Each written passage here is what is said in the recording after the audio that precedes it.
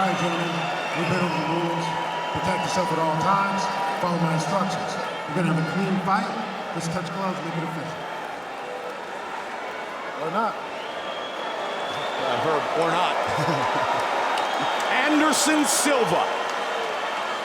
Chris Weidman. UFC middleweight championship is on the line. Ready. Let's do it. Here we go. Anderson Silva in the yellow and black trunks like always. Blue trunks for Weidman. Look for early takedown attempts. A lot of questions are going to be answered. Whether or not Weidman can hang with Anderson on the feet, whether he can defend against the shots, and whether or not Anderson can keep Weidman off him. As we know, Anderson often early calculates what his opponent is going to do. Deep shot, and he's got him down. Very nicely done. Wow, that was a quick takedown.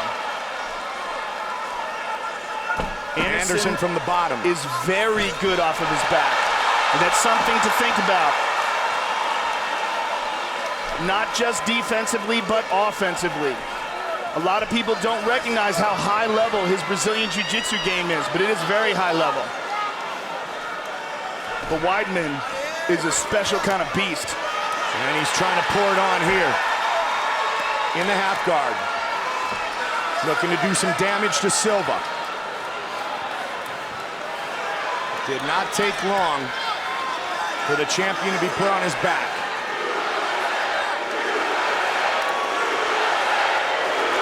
Weidman able to posture up a bit here, Joe. He's not landing clean shots, but he's landing shots. Anderson's doing a fairly good job of deflecting them, but he's not controlling the posture. Now he is. But now Weidman is concentrating on passing.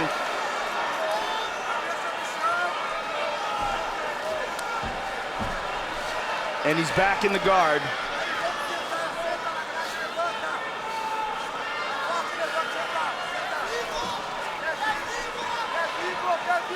Got to be very careful with these up kicks. Absolutely.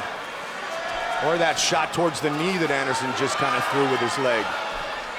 If Weidman goes in, what he wants to do is figure out some way to get... Oh, that's a good shot right there. Very good shot.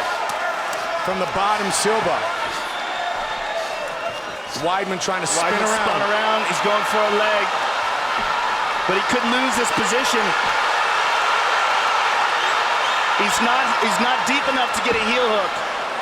He's got to get closer to Anderson. Now he's pretty deep. Oh, that's nasty. Trying to work on it. Spinning is Silva. But he's got to be careful that he loses the position. Interesting start. Chris Weidman was hands down.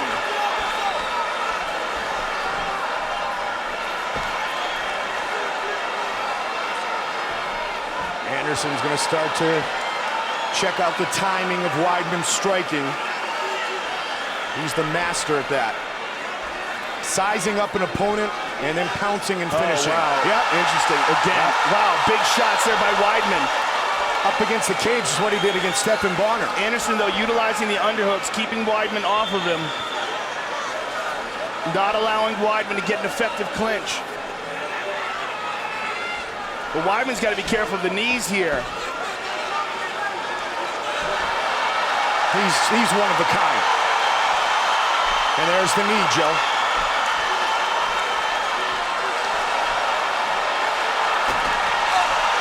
He landed that one. Wow, this is crazy. Listen to this crowd. Anderson opening up now. Good leg kick by Anderson. Quick jab. This is not what Weidman wants to do. He does not want to get in a kickboxing bout for his ego.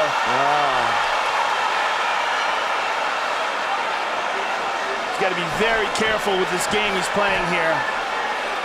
If he can take Anderson down, he should take Anderson down. Yeah. Anderson continues to calculate with the stand-up game. So far, good movement by Weidman.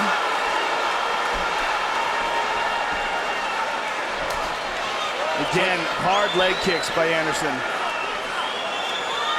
Wow. He's telling him to kick his leg. This is crazy. And that's got to mess with your head, man. Yeah. This is why he's so special. He's not even attempting to take him down. This is a huge mistake. Or not. I mean, what do I know?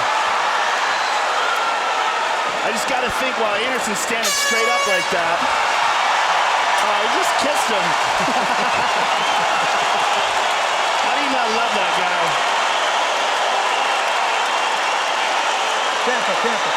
Calm down.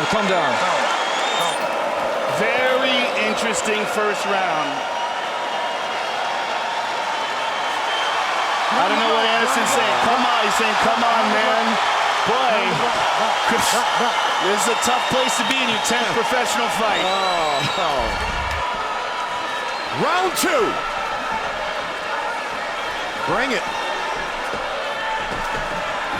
I like Ray Longo's.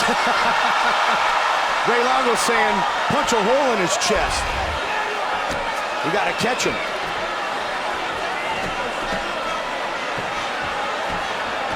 Anderson looks like he's having fun in there. Absolutely. Weidman with more strikes so far. That was with some ground and pound. I'm just shocked that Weidman hasn't attempted. There it is. There it is. Anderson stuffed it. Stuffed it. That could be very problematic if that's the case. Remember, the last time we saw Anderson taunt an opponent like this was Damian Maia. And he put on a show for the first few rounds and then completely coasted for the last 2. Head kick. The speed difference. Yeah. Oh, wow, he tried a crescent kick on him. Anderson. Oh, he got hit! Looking to finish it! It is all over! Chris Weidman is the UFC middleweight champion! My goodness! Oh my goodness! He has done it! Wow! You can't play games in the octagon. You can't get cocky, even if you're Anderson Silva. Man! Unbelievable. Wow. Chris Weidman. He didn't respect Weidman's punching power, and Weidman cleaned his clock. Here it is again, left hook, and he pretends to be hurt, but this one hurts. Boom, on the chin. Anderson's hurt, that one finishes him off. He's out cold. Look at that. There's something you didn't think you'd see. Chris Weidman just knocked Anderson Silva out cold. He got silly, he didn't respect his opponent, and he paid for it with his consciousness. Let's see it again. Boom, on the chin, caught him flat. Both legs parallel. And he has no idea what's going on. He's reaching up for Herb Dean while Chris Weidman celebrates the fact that he is the new UFC champion. Look at this, left hook on the chin, the eyes roll back, and Anderson at this point, if he's aware, realizes he made a huge mistake. Out of all the crazy things we've seen inside the octagon, that might be the craziest. I am still in shock and disbelief that it was ended by a knockout for Chris Weidman, who is the new UFC middleweight champion of the world. With the official decision, here is Bruce Buffer. Ladies and gentlemen, referee Herb Dean has called a stop to this contest at 1 minute, 18 seconds of the second round. Declaring the winner and new UFC middleweight champion of the world, Chris Weidman! Unbelievable.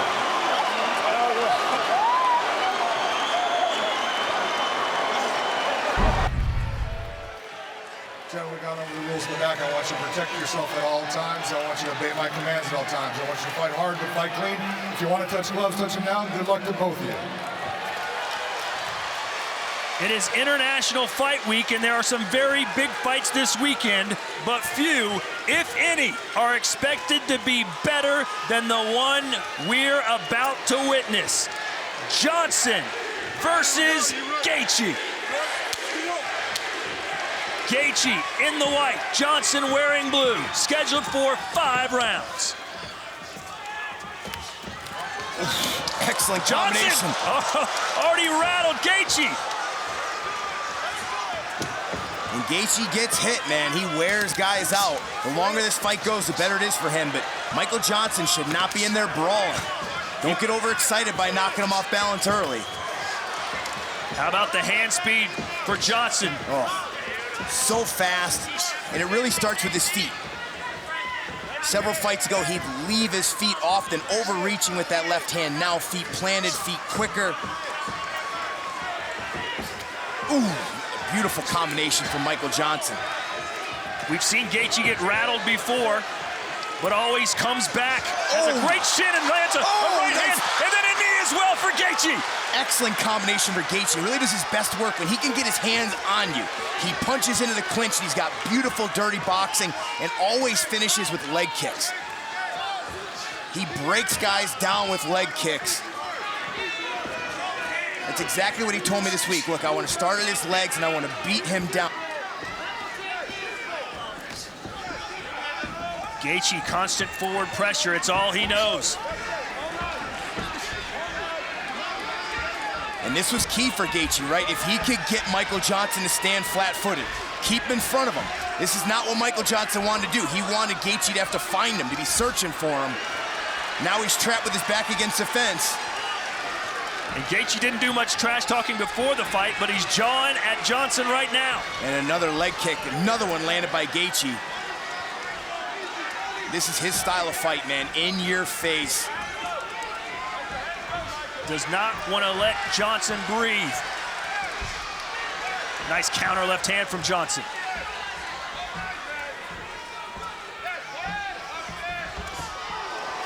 Body shot, a good one from Gaethje. Now it's interesting, the corner Michael Johnson calling for body shots now too. Gaethje stands up very tall, so the body is there.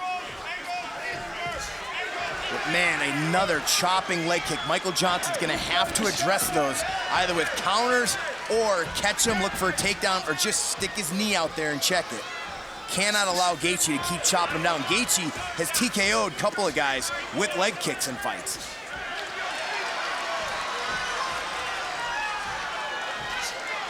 Oof. Oh, the left hook connected for Gaethje, and Johnson wobbling again. This is not the fight Johnson said he would fight, but right now he's right in the pocket, swinging away. Johnson's calling him to come forward, but right now this is a Gaethje style of fight. Johnson's landing his shots as well, but the harder punches certainly for Gaethje. Well, Gaethje likes to cover up often. He puts his head down and covers up. Johnson's got to transition from straight punches to some more uppercuts and hooks to find the hole. But this kind of pressure wears you out when you're constantly being walked down against the fence. Now Michael Johnson center of the octagon. This is where he needs to stay. Johnson told us specifically, I will not stand in front of him so he can tee off on me like everyone else. I'm not interested in a war. But that's what we have right now. It's tough with Gaethje, man. He almost forces this because he's constantly in your face, and you hit him with everything you got, and he still walks forward. Johnson's gonna have to rock him. He's gonna have to severely hurt him or knock him out if he wants to stop this pressure. This is just the only way Gaethje knows how to fight, man. Non-stop. It's scheduled for 5, but at this pace, we might not even reach 2.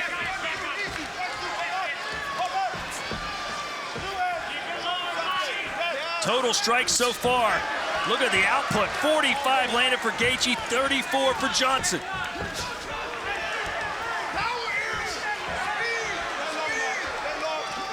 Johnson not finding a home for the left hand now. He did early. Gaethje starting to block it as he brings up that right arm. Oh, he hurt right him. hand! He hurt him. Massive one for Johnson. Gaethje stood up to it, and now he's down. Johnson takes the back. Really nice adjustment by Johnson. Gaethje continues to cover up, and Johnson now finding the holes in the defense and attacking the body. Beautiful work here from Michael Johnson. What an opening round between Gaethje and Johnson. Well, Gaethje certainly took Johnson's best shot and is still standing. The crowd on their feet here in Las Vegas. Gaethje loves it. What a debut this has been, win or lose. I'm telling you, these guys didn't like each other before, but they're earning each other's respect right now. And you heard Henry Hoof the Horner, Michael Johnson say, go low, then go high. They want to get, as Gaethje covers up, they want to get those elbows going up and down and create more openings. Work the body, then come back upstairs. Gaethje was honest with his assessment about his skills. He said, listen, the way I fight, it's just a matter of time before I get knocked out in the UFC. Johnson agrees, saying that knockout will happen tonight. Johnson bouncing on the feet now, not allowing him to walk him down. That's key. He's got to circle, get back to the center of the octagon here, and he does. Nice work there from Michael Johnson. Got caught a little flat-footed in the middle of round one. Watch the fingers in his face.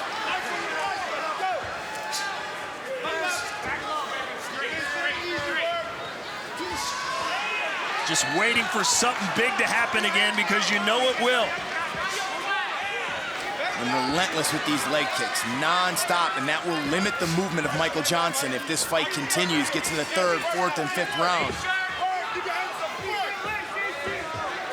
And still, even after getting knocked down, Gaethje coming forward. Oh, and there's a right hand! Gaethje's still on his feet! He may not know where he is, but he's standing up! Johnson's got to push away from this clinch and open up. He does not want to stay here. Gaethje's in great shape, and he recovers quickly. He's been hurt before in fights. Michael, watch the thumb. And some elbows now for Johnson, who's just picking his spots. Gaethje fighting back with an elbow of his own and a knee. But he bought himself some time. Michael Johnson needs to keep this fight in space. That's when he's hurting Gaethje. The fight living up to the hype.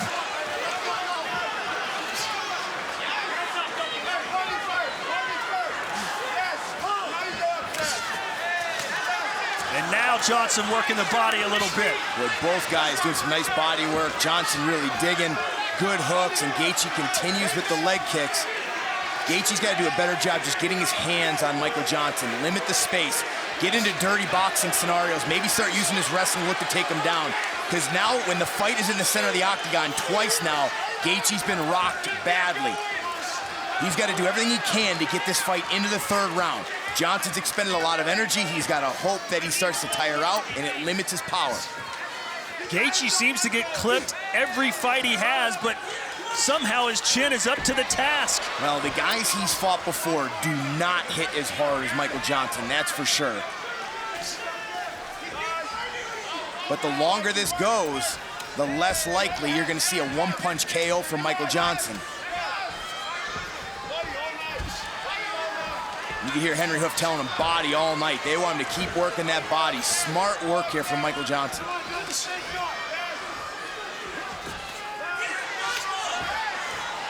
And in covering up like that for Justin Gaethje, it makes him a target. A target, and Johnson's finding some holes. Angle! Angle off! Angle off! Let him feel something! Movement! Movement! Movement! Work that jab! Nice! Nice, Michael! Nice, Mikey! Oh, Johnson! Nice uppercut from Gaethje. Caught him flush on the chin, and Johnson's rocked now, and Gaethje's got to walk him down and unload. Johnson's legs are up there. Uppercut! Right hand! Big uppercut again! And it's Gaethje's moment! Can he Johnson covering up, stumbling backwards. He's bloodied, he's beaten, Boy, but he's I like not it. finished. I like it. Chopping the legs down, being smart about this. He's not rushing it. He knows he hasn't hurt. He knows he's got him tired. I think Gaethje's tired too. I don't know why he didn't jump on him there. I mean, both guys going for it here and expending a lot of energy. It's an instant classic no matter what happens. A leg kick. Johnson's legs are shot. Boy, bad sign for Johnson, almost looking like he wants to pull guard. Both guys exhausted. There's no way this goes 5 rounds. They may both have to tap out because of exhaustion. 20 seconds left in round 2. Can Johnson survive? That's No, it! he cannot! Justin Gaethje with his ultimate highlight.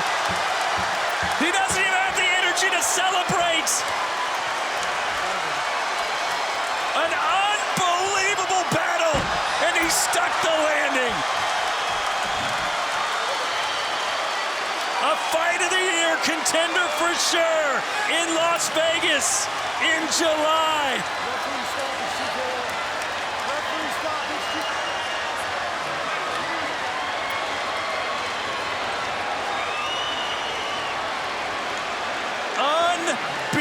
Unbelievable. Rocked badly twice, eats a big left hand, and there's Gaethje rocked bad, but Gaethje all heart, man. And this is a guy, every fight he goes to war. Every fight he gets tagged, digs deep, finds a way to recover here, ties him up, and then boom, that short uppercut changed everything, and he smelled the finish. And man, this kid just does not stop. He promised everybody he would bring it when he got to this level. And man, did he come through huge against an extremely talented lightweight. We go into the octagon. Bruce Buffer. Ladies and gentlemen, referee Big John McCarthy has called a stop to this contest at 4 minutes, 48 seconds of round number 2, declaring the winner by TKO, Justin the Highlight Gaethje. Protect yourself. The belt's on the line, so protect yourself all the time. Obey my command at all time. If you want to touch that, do it now. Go back to your corner. Ronda Rousey, Alexis Davis for the Women's Bantamweight Championship. Are you ready? You ready? Fight! We are underway.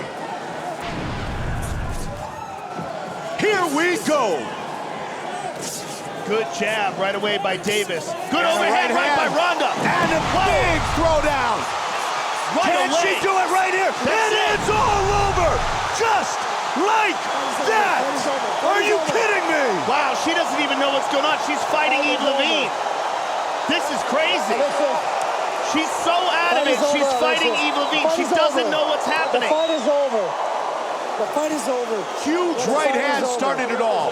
Wow, that is crazy. She had no idea what's going on. We've seen people grapple with the referee before, but not like that. I mean, that was incredible. Wow. She has no idea what happened. She was essentially on autopilot, out on her feet, and now they're explaining to her what happened.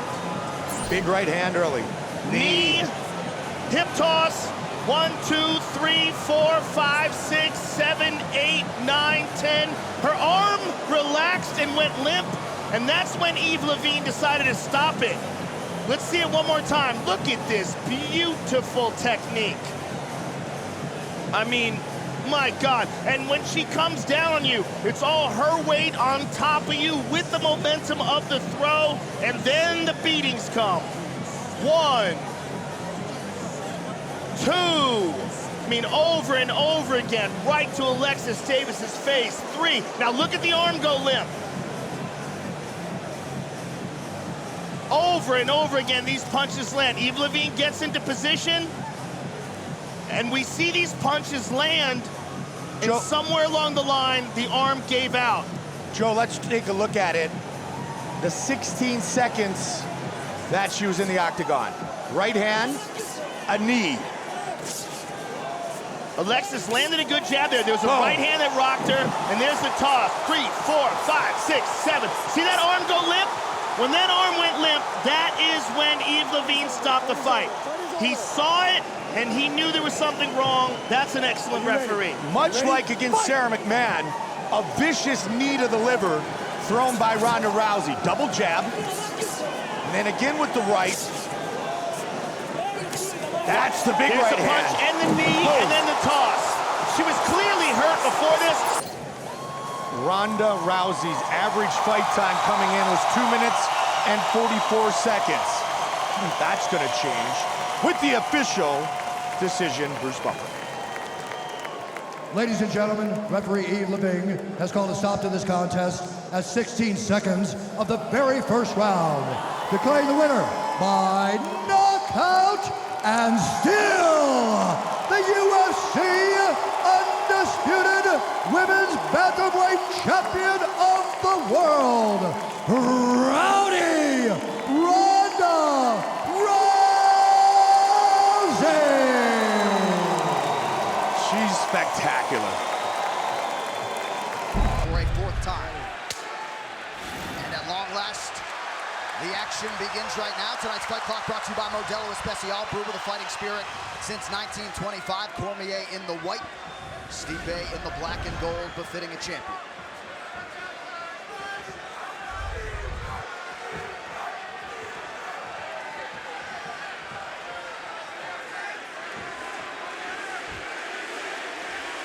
Appears to be a pro-Stipe crowd here tonight.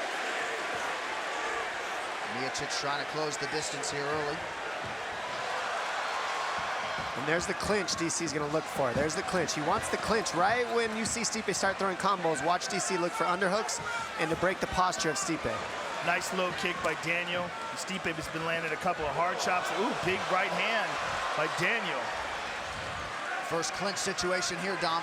Yeah, and it's because DC, notice how DC gives the underhook because he wants Stipe to grab him. He'd rather get in these types of scenarios early than be punching back and forth with Stipe. Create a wrestling match. That's where DC's comfortable. And Stipe looks very strong. This looks much stronger right here. He's landing some big punches, too. The height is a real problem when you're giving up underhooks. So you see how DC has the overhook here. He's lifting, Stipe can lift DC right off the mat because of the height difference. So DC's the one who needs the underhooks. He's gonna win in these scenarios here.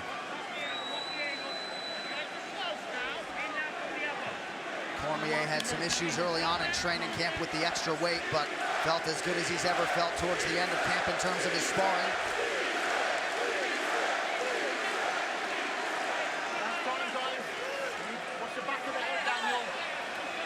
Rabbit punches here from Cormier.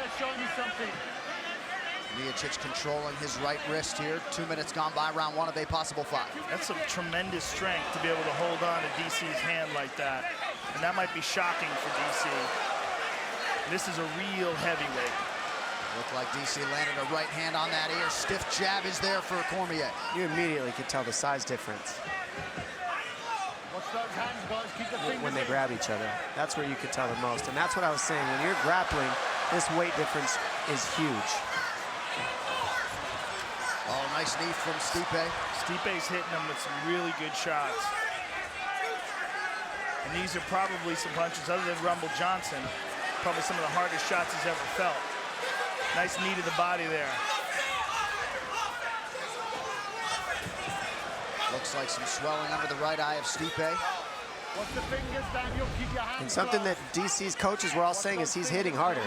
The weight is making him knock people out more. We don't want to talk about it, but he really is knocking everybody out. So let's see, I mean, if the power really translates for him.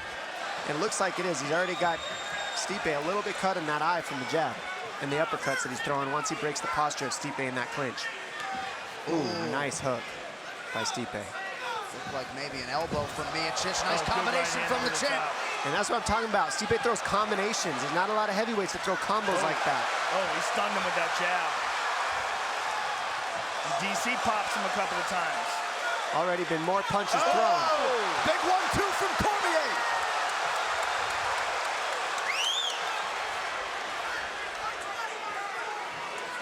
See, he's still doing that lean, Cormier, but he doesn't got to worry about a southpaw left high kick coming up to his face, so it's not even a threat.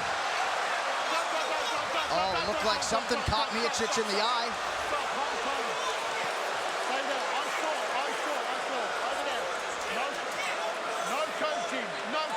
We'll have the production try to isolate that, folks, to see what it was. I didn't catch it.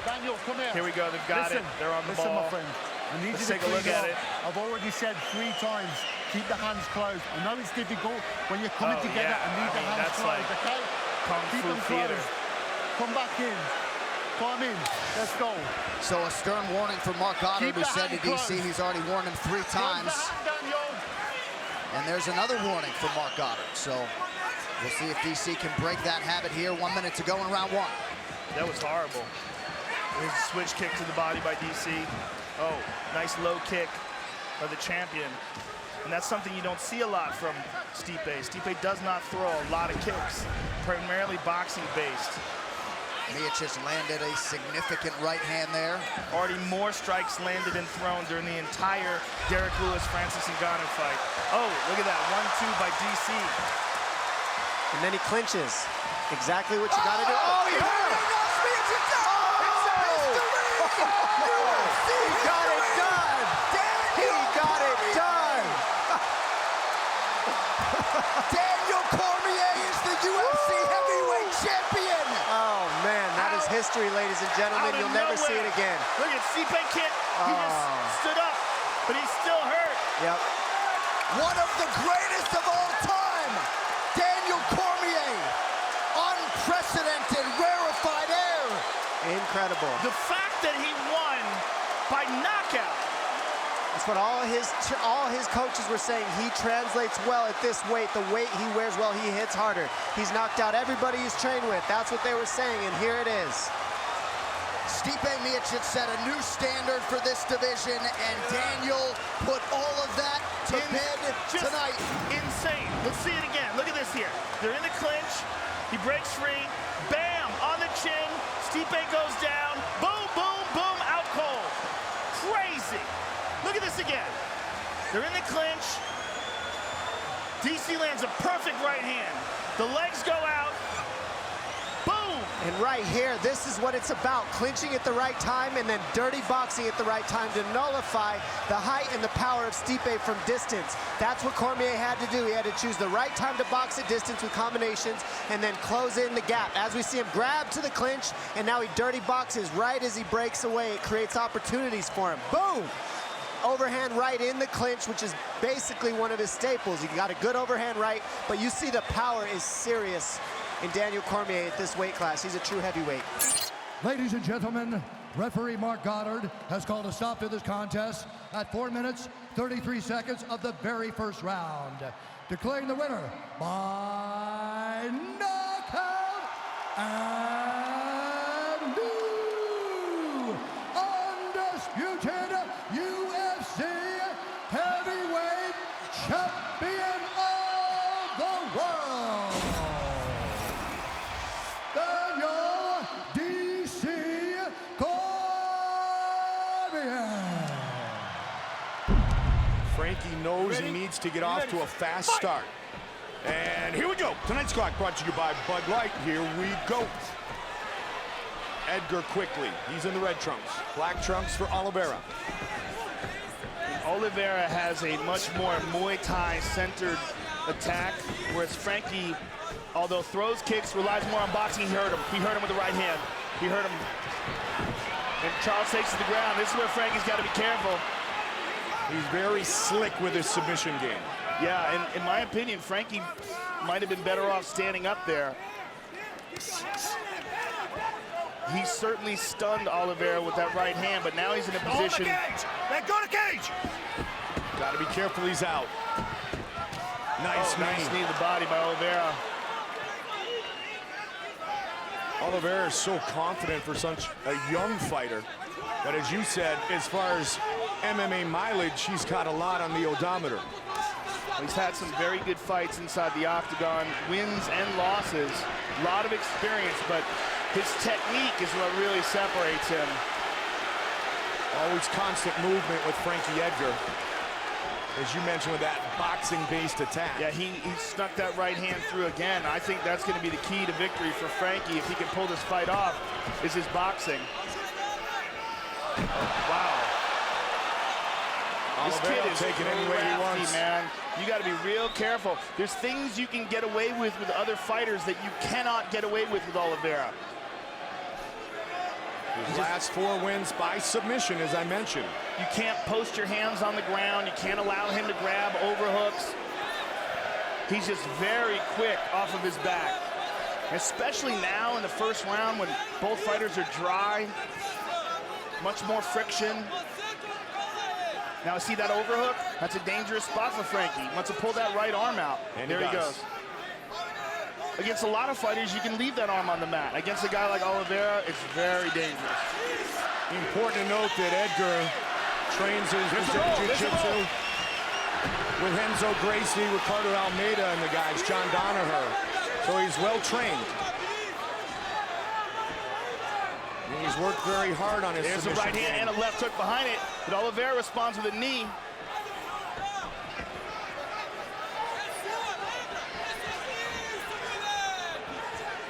Oliveira trying to come up the middle.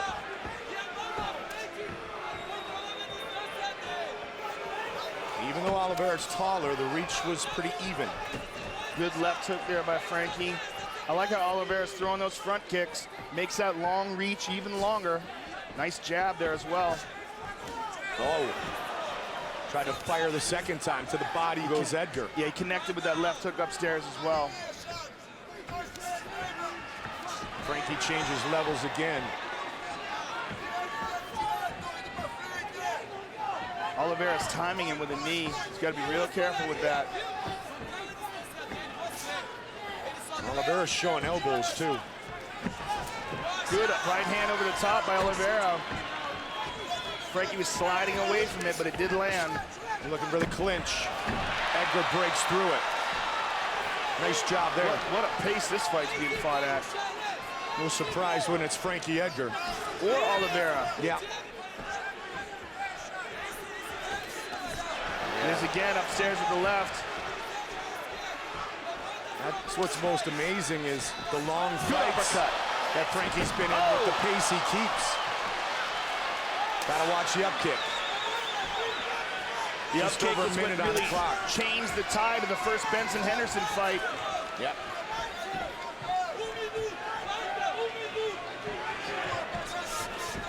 Frankie's looking for that right hand, but Oliveira's starting to block it now. Frankie likes to throw that right, dip the shoulder, and then come back up the middle with the left. Whoa, nice uppercut by Oliveira. Oliveira's putting a lot of pressure on Frankie. Oh, there beautiful you go. Combination. That's the one we were talking about. Nice jab.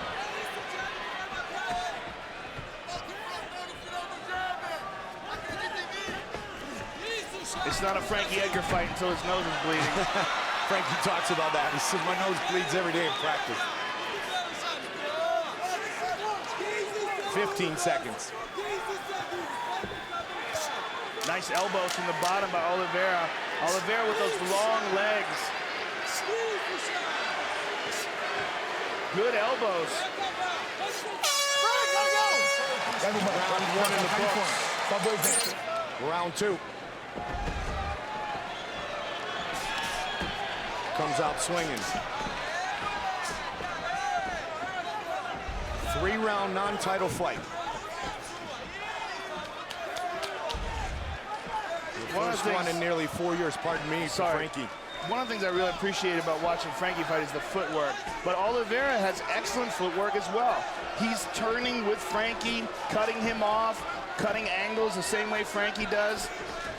Beautiful kick to the body. Frankie return. Nice one of his own. That kick still had some pretty good impact on it, though. Good left to the body by Frankie. Oliveira looking for those knees. And you heard his corner, Makako was asking for that. Land those knees. Frankie's 6-time Fight of the Night winner. He leaves it in the octagon every time he goes to battle. Beautiful leg kick.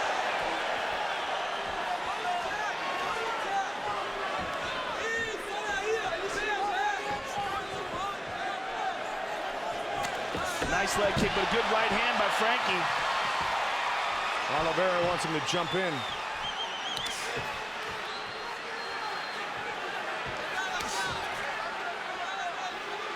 Instead, he'll try to do some damage.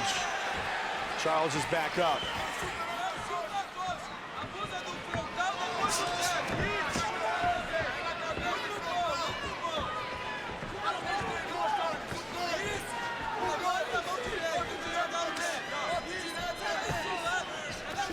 Oliveira looking much more sharp with his stand-up. And now Frankie puts him on his back.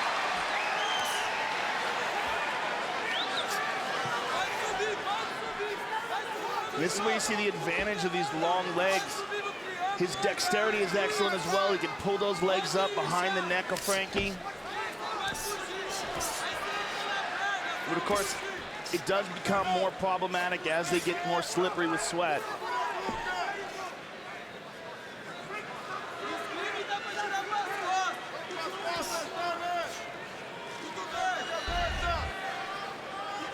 Very close is the battle of ground strikes thus far.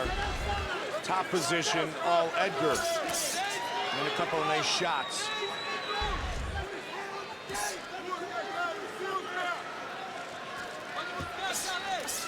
Good punches from the top by Edgar. Punch and an elbow, and there's another elbow. He might have cut him on the bridge of the nose, Yeah, too. these are solid shots. Again, nice knee. Didn't quite connect. Edgar's pace is just so outstanding. But Oliveira's keeping up with him step for step. Edgar with the counter. Jumping double roundhouse kick. Frankie pushes forward.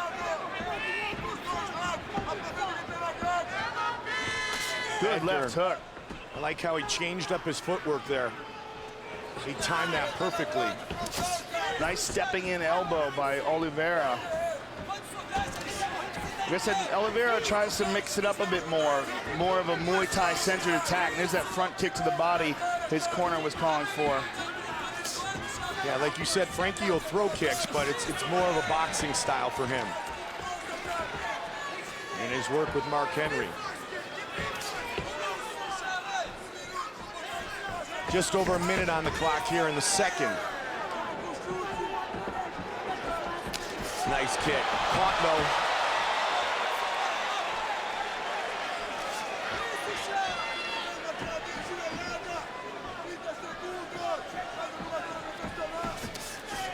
Good combination to the body and the head.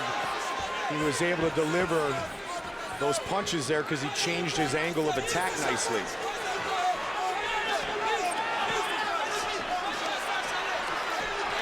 Again, body head, but Oliveira's looking to answer.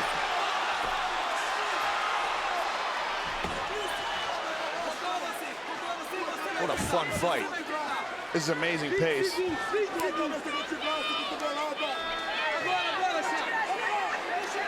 he get a takedown? Yeah. Beautifully done, but he's in a guillotine. He's got to be careful. Final seconds of the round.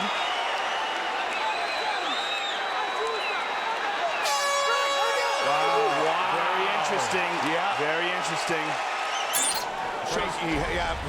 Frankie had to know it was real late in the round. Just late enough for that takedown. Yeah, it just shows really good positioning by Oliveira, how he was able to adjust as he was being taken down. And Frankie, one of the busiest takedown artists in the UFC. Nice jab by Oliveira. He's really picking up the pace here in this round. Well, you heard his corner say, we're not sure where we Frankie are right tagged now. him. You got to get this round. Edgar pushing forward now. There's another right hand that lands. He avoids.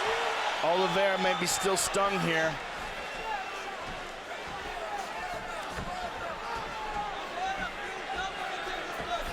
Cardio never a question when it comes to Edgar.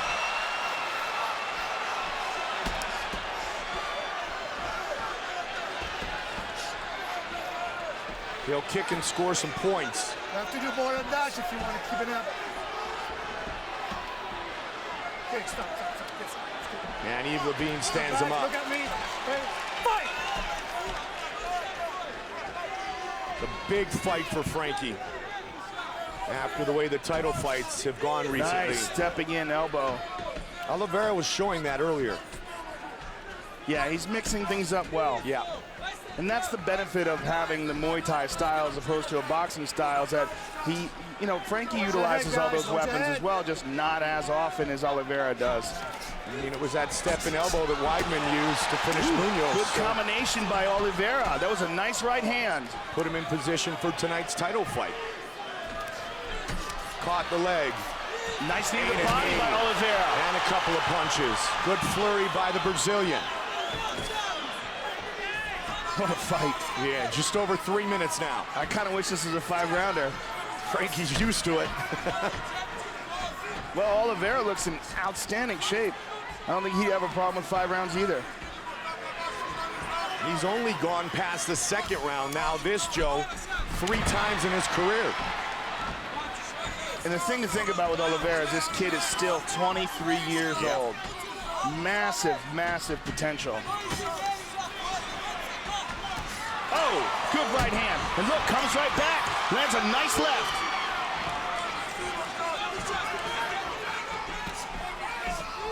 Good elbow. That elbow again. Yeah.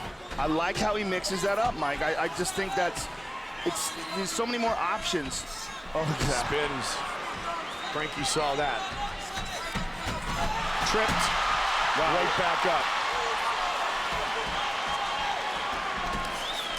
Good right hand over the top. He's hurt. He's hurt. He's hurt. And again. There's a left that connects. Another right hand. Big shots. Look at the footwork of Frankie Edgar as he's setting up these shots. Frankie looks at the clock. Flying knee. To a guy a foot taller than him. Those right hands are landing and doing damage. Oliveira's turning right at the last minute when they're landing. Oh, hammer fist. All over him on the ground. Frankie's got to be careful though still. He certainly does. Especially inside the guard. But Oliveira is so slippery on the ground, the odds of passing his guard, not so good. Oh, good left hand there. Some big punches landed here in the 3rd round by the former lightweight champion.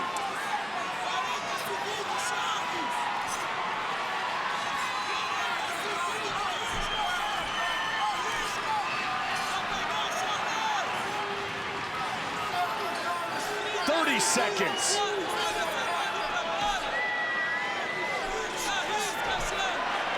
Let's see if he stays up. Oh! I guess not. But again, look as he tries to pass Oliveira's guard. Oliveira is just so good with that hip escape. 10 seconds. The chant of Frankie here inside the MGM Grand Garden Arena. They go the distance. Fight. What a battle. Win, lose, or draw, that Charles Oliveira kid is world class. I think he really rose to the occasion tonight, and Frankie Edgar looked outstanding.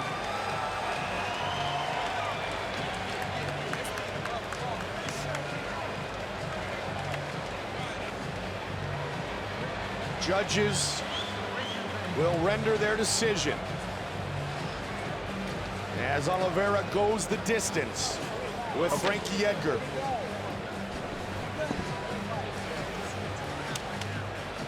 Our fight replay brought to you by Bud Light. Here we go. It was a great battle back and forth. First round, a big right hand by the former lightweight champion. And punishment to the body.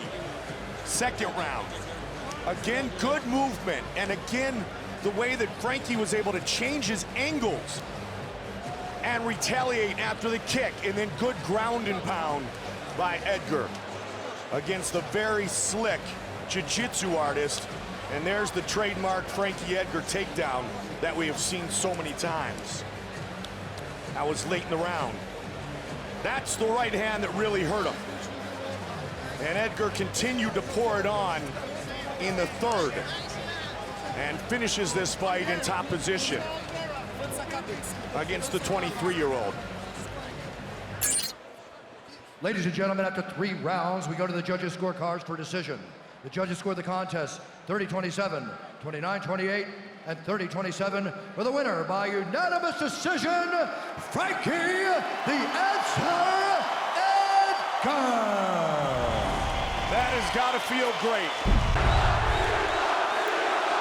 Are you ready, sir? You ready? Fight! Once again, we are underway. There's that power double, and he's down. Quick takedown by Sonnen. Man.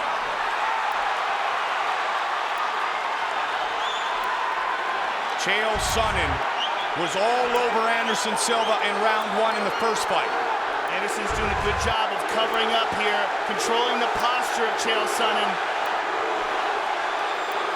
In fact, he landed more significant strikes against Anderson Silva in round 1 of the first fight than any UFC opponent had in an entire fight.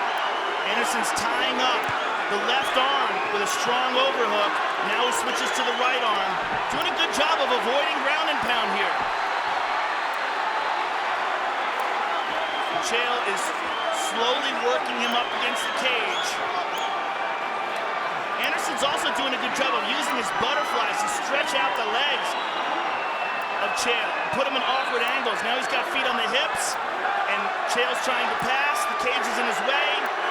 Anderson stops in his tracks. Now he's in half guard. Now we will see if Chael Sonnen attempts this time to submit Anderson Silva instead of just ground and pound. As I said, he brought in Jiu-Jitsu world champion Vinny Magalhães into his corner, into his camp, to help him prepare for this fight. We saw how good his submission skills were against Brian Stann. Just boxing the side of the head of Anderson Silva, a technique he used in the first fight. He's still stuck inside the half guard. Let's go, guys, work! Anderson controlling the posture very well. Chael is trying to get that leg free. He's trying to step over the feet of Anderson. See, Anderson uses that pulled back foot, that hook, to hold the shin bone and keep Chael Sonnen's leg in place.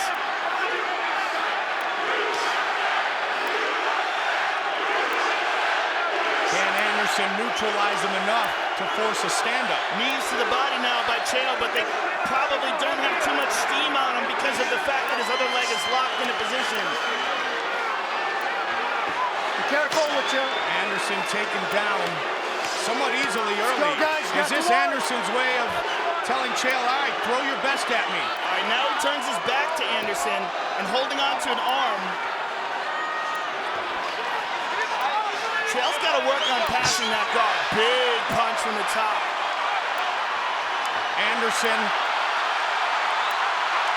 working to advance his own legs. Good wrist control. Chael's still stuck in that half guard, though.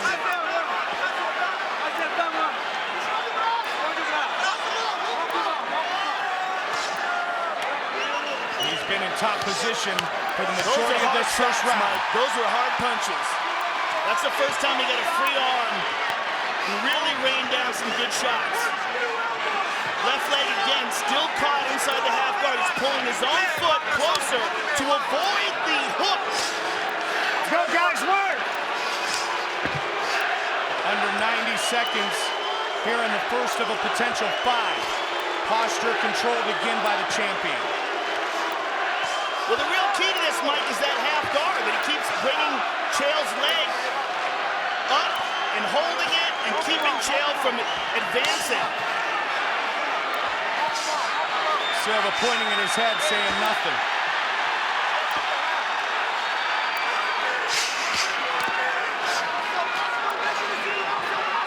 Again, Chael still stuck inside that half guard. There he got it.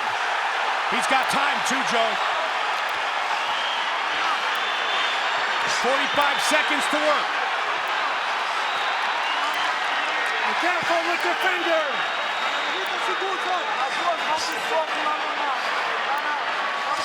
He's dropping his chest down on him, but unable to land some significant strikes. He has the mount, but has not thrown more than 2 or 3 strikes or done any damage. And he has not looked for a submission either. Those arms are outstretched. 10 seconds. Still a dominant round for the champion. Excuse me, the challenger, Chael Sonnen. Round 1 to Sonnen again. That takedown came 6 seconds into the fight. Again, Sonnen pushes forward. Don't hold the shorts. He said it amongst many things. I'm gonna put my head in his chest, I'm gonna put him on his back. Look at this, Anderson has a hold of Chael's leg here.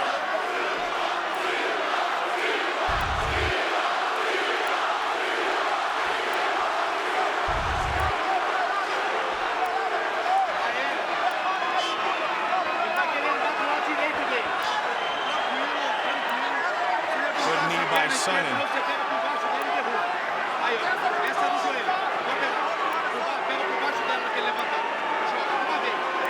Solid knees by Sonnen here, but Let's go, guys, work! nothing really damaging. Drops down. Anderson trying to defend.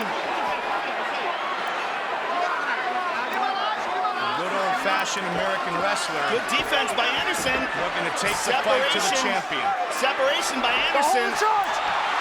Silva trying to tee off now.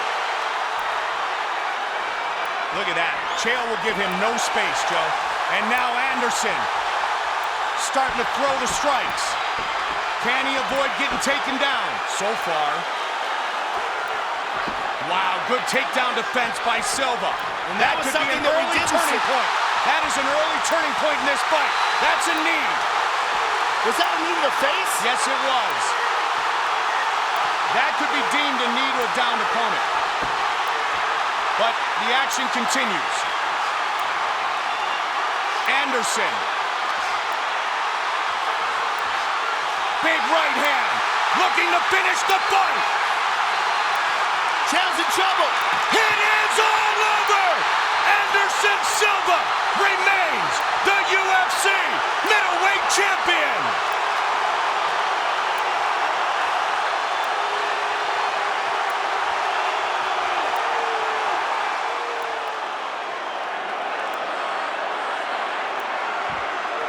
Nope, that's to the body. Yep.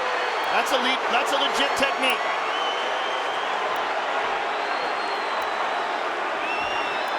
Got on top of him and finished him off. It was a body shot that did him in. A brilliant job by the champion. Ladies and gentlemen, referee Yves Levine has called a stop to this contest at 1 minute, 55 seconds of round number 2. Declared the winner by TKO and still the undisputed UFC middleweight champion of the world, Anderson, the Spider Silva. Tonight, Robert Whittaker with the nation on his shoulders, trying to come through. He is in the blue trunks. Yoel Romero in red.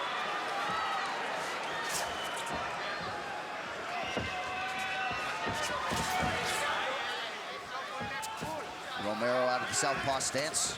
Whittaker, the orthodox fighter.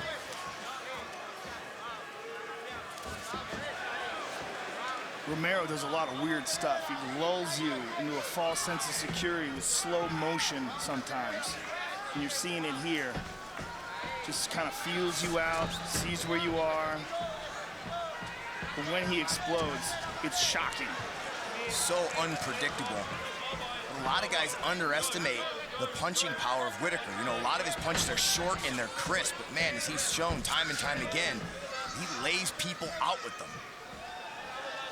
Whittaker less than 3 months removed. Little slip there for Robert. Less than 3 months removed from that win over Jacare de Souza that set up this championship opportunity tonight.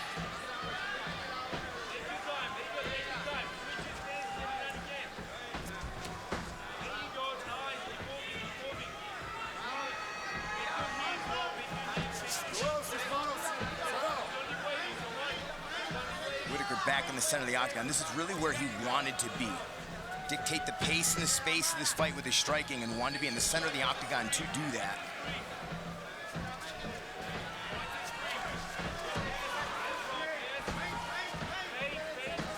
Whittaker really wasn't concerned about 5 rounds tonight. Looked like Romero landed a kick to the body. Nice timing though on the jab by Whittaker as well. Whittaker's closing in very quickly.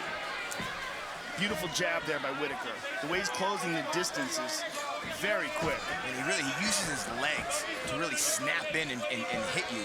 It's not just an arm punch, it's a full body. Hook kick. And Whittaker nearly made him pay with a counter right shot here from Romero. Whittaker goes down. We see a lot of times Romero, when he takes guys down, he sacrifices top position because he just postures up and throws bombs. Here he tried to keep on, but that's a big mental win for Robert Whittaker, escaping that easily. That's a loss in my eyes for Romero, who used a lot of energy to execute that takedown and really didn't get much out of it. Try the flying knee. Look at this. Wow. Whittaker with a takedown defense. Sensational. Excellent hips there, somehow getting his legs back under him. But if you're in the corner of Whittaker, this is what you want. Get this guy to expend as much energy in round 1 as you can. And then look for him to fade later. They really do believe that Romero will slow down if this fight gets in the 4th and 5th round. Whittaker's takedown defense north of 91% coming in. Less than 2 minutes now to go round 1.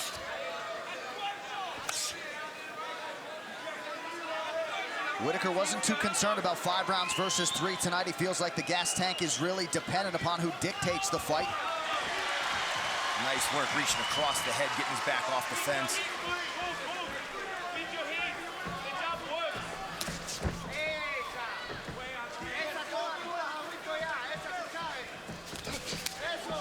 I may be wrong, but I'm looking at Robert Whittaker's right leg, and I think he might have injured it in one of those scrambles. There's something about the way he's moving that just seems a little off. It looks like the top of his foot has a cut on it. It's very easy to break those bones on the foot. You can kick someone in the knee or catch their elbow on a front kick. I mean, it might just be the odd way that he moves, but I'm seeing this occasional straightening of his leg, where his leg locks, which just looks odd to me. Nice front kick there, though, with that leg. Whittaker feints. Under a minute here to go round 1.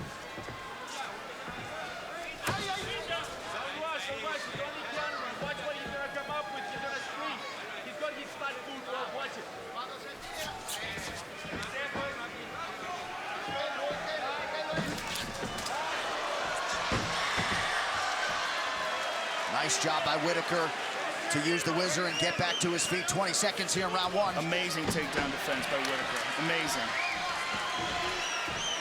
Not an easy round to score, though. Ooh. Powerful inside leg kick. Ooh, just flicked him. Good sign there that Whittaker was able to throw that right just out of range. Very beginning of the 1st round. That's a hard oblique kick, and look, when you're a guy who really depends on movement and being light on your feet, big injury for Whittaker to sustain. Looks like he's fighting through it. Yeah, that is the lead leg, and you can see now, hard for him to put pressure on it. I'll tell you what, though, look, there's already some bruising on the inside of the left knee. Yeah, that was from an inside leg kick that Romero landed towards the end of the round. Yep. But Whittaker's having a real hard time pushing off that. But he's just throwing it anyway. He's said in the past, no better place to break my hand than the octagon.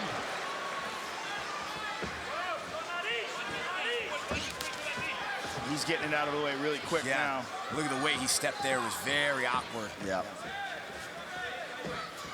Doesn't look like Romero realizes it yet, though. I don't know how his corner isn't seeing it.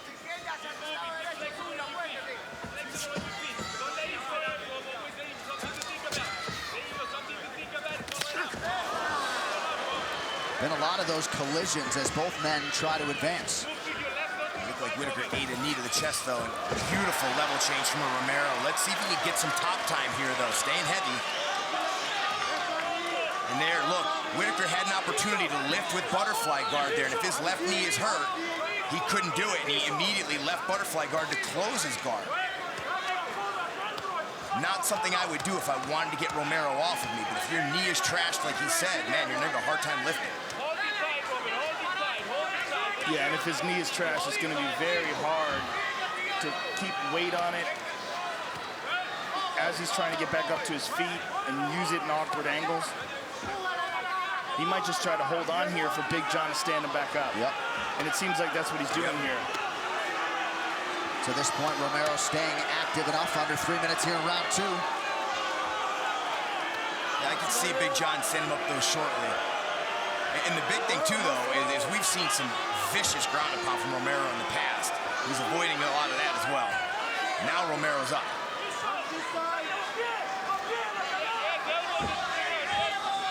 Romero tries to pass, unable to do so. Robert Whittaker looking for the sweep, but Romero takes his back. Get ready for Suplex City possibly here. Nice job by Whittaker to lower his base and get himself to the fence. Really nicely done.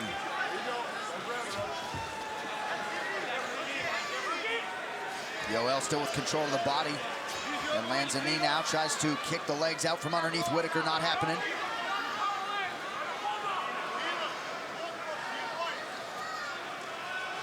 Two minutes to go, round 2.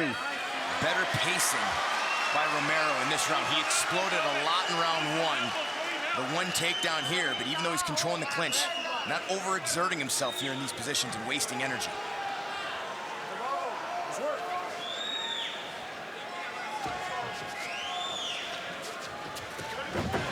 Beautiful trip. But Whittaker back up to his feet, turning into Romero. Hey, what though, that'll sap a lot of energy from your legs, constantly having to stand back up out of that tight waist and rotate through and pummel.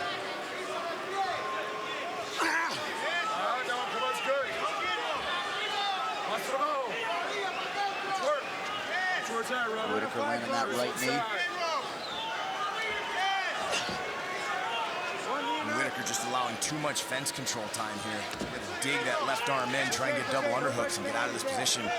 Or reach around the head like he did in round 1. So John McCarthy not seeing enough action. Back to the center, less than a minute to go here in this second round of a possible 5. Romero 2 for 5 on his takedown attempts thus far. You see him, he tried to hide the wobble with that punch. Whittaker showing off a pretty good chin there after a big right hand from Romero.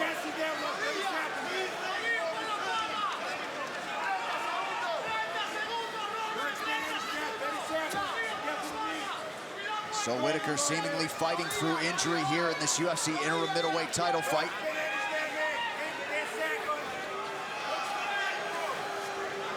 Romero just doesn't want to give him any space. He also doesn't want to waste too much energy himself. Clearly pacing himself. And he gets the takedown at the very end of the round. The question is, how bad is the injury? How much of it is pain, and how much of it is instability? There's a big difference. He can get through pain. Fainting nicely there, and has to put weight on that knee to do so. But I've been really impressed with Romero and some of the fight IQ we've seen from him. We've seen lack of focus before in previous fights. His fight against Derek Brunson, fight against Hani Marks, Tim Kennedy.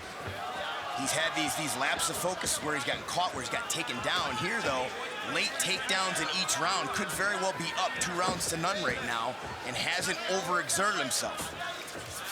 Yeah, it looks very fresh. Go over there. They're gonna clip the tape off of Romero's glove.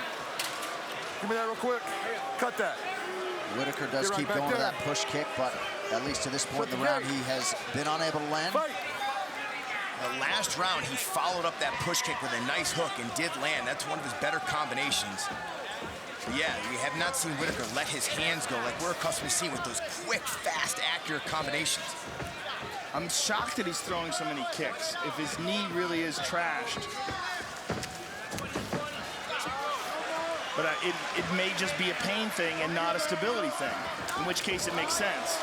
He's definitely gotten away from his jab, which is an excellent strike for him. He sets up his follow-on harder punches. Landed it nicely in round 1. He's put a lot of pressure on Romero here. Oh! He clipped him.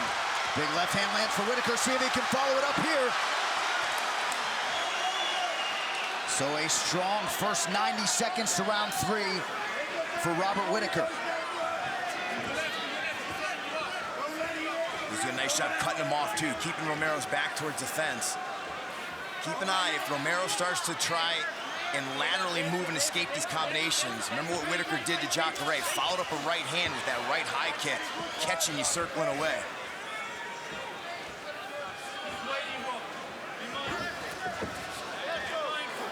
As we mentioned off the top, this has been a huge round for Romero in his UFC career. Of course, all of those previous fights were only scheduled for 3, scheduled for 5 here tonight with the UFC middleweight belt on the line. Exactly right. Finished Derek Brunson, 3rd round. Machida, 3rd round. Chris Weidman, 3rd round. Tim Kennedy, 5 of 6 UFC KOs, round 3. Ooh.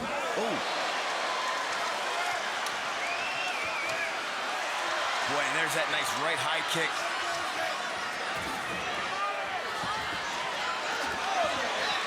Distance strike starting to pile up for Bob Whittaker. Less than 2.5 here to go, round 3.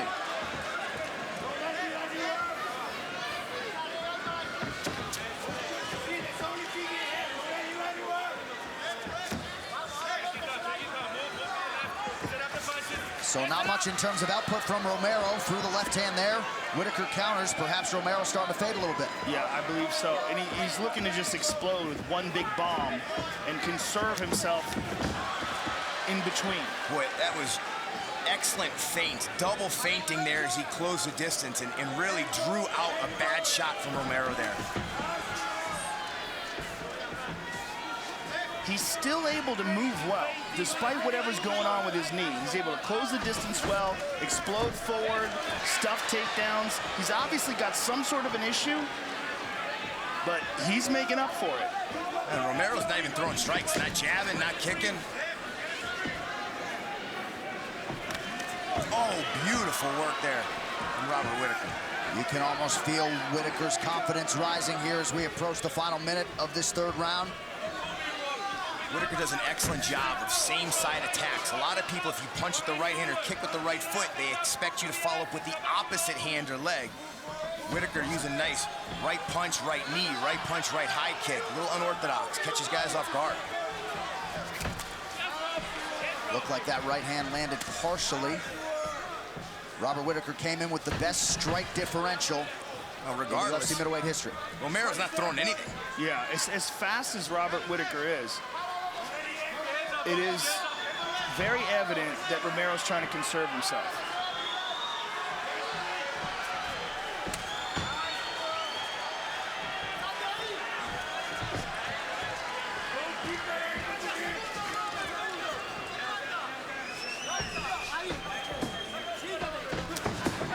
Good left hand to the body there.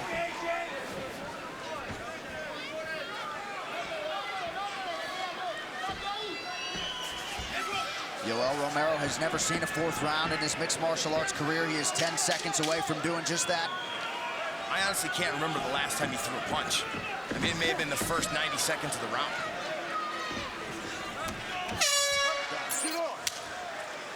Whittaker so highly focused on his cardio and his fitness. No denying he's the fresher fighter here as we hit these championship rounds. Round 4 underway. He's using a lot of push kicks, creating distance, and as Brian was saying, he tries to go right behind that with a punch. Whittaker moving a lot better here in round 4 than he was in round 2. Lands the kick to the body there. That got Romero's attention. Very smart to attack the body right now. Beautiful scrambles here. Whittaker up to his feet, trying to hit the switch. Can't make it, gets up to the cage. Really smart, he almost sprinted towards that fence. Yeah.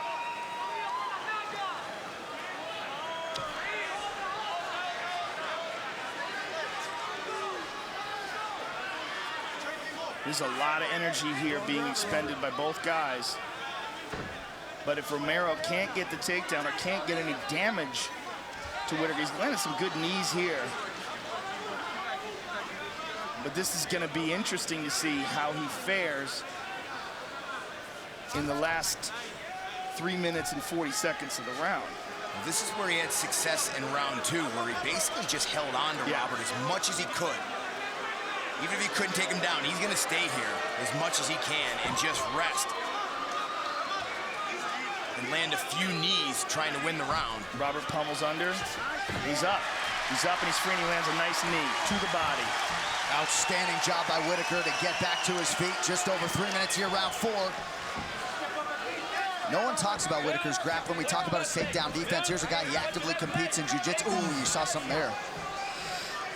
I'll tell you what, he's extremely well prepared for this fight, just like he was against Jacare. For Jacare's exact style of takedowns, he seems very well prepared to break the hold and pummel and avoid some of these takedowns and just the clinch from Romero in general. Romero's looking at his legs. He's looking at his legs, and remember that flying knee of Romero. It's one of his big weapons. And if he thinks that Whittaker's having a hard time getting out of the way of things. Big deep breath from Robert Whittaker as we hit the midpoint of round 4. Romero 8-0 in the UFC coming in. Whittaker has won his last 7. Something's got to give here tonight. There's the knee. Yep. It's just harder to time those techniques on Whittaker because he moves well, light on his feet, feints a lot. Yeah, even with that damaged leg, he's still able to cover distance well.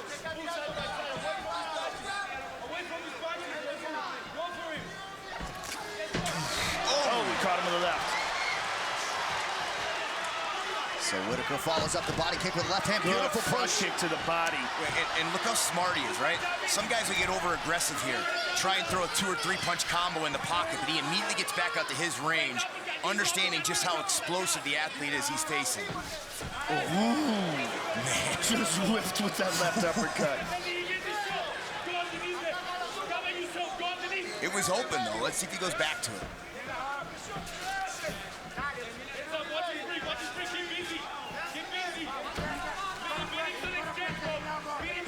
Romero's doing very little in terms of striking in this round. Well, there's the significant strike picture, Joe. He caught him with that right hand. Has landed only 21 with just 6 minutes to go. Beautiful takedown defense. And that's huge because Romero needs another takedown to try and win this round. He controlled the beginning of it. Not sure if he dropped Romero there, but he stunned him with a right. Jabs Romero while Yoel. Oh, caught him with that left. Man, beautiful left hand. Oh, he rocked him. Quick check on the clock by Whittaker. It reads 34 seconds. Very little behind that kick. You can see how labored it was. And he's failing miserably. Stuffed the shot and landed a beautiful knee. Look how sloppy that attempt is. He's exhausted.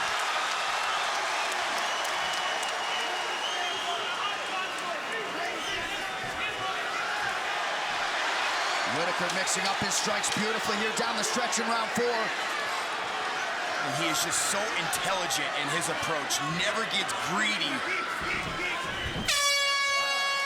Advice, at least when we listen into the corner of Yoel Romero. 5th and final round of this UFC interim middleweight championship fight.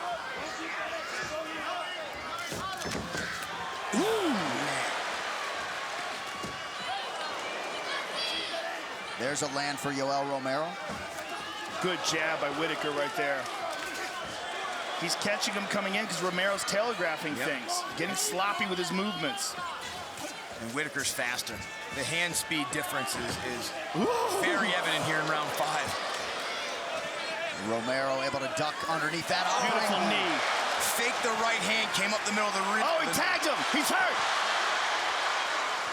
Whittaker now circling out of harm's way. Oh, big left for Romero. You can feel the tension here inside the T-Mobile Arena. Boy, Whittaker still has to be smart here. He cannot get greedy. Stay on the outside, get in and get out. Big, deep breaths for Yoel Romero. He tagged him again with that right hand. He's got a cut over his right eye, excuse me, his left eye. Romero's pushing here, though. He knows he's got to win here, man. He's throwing some heavy strikes now. He is so tired. Good front kick to the body. Smart.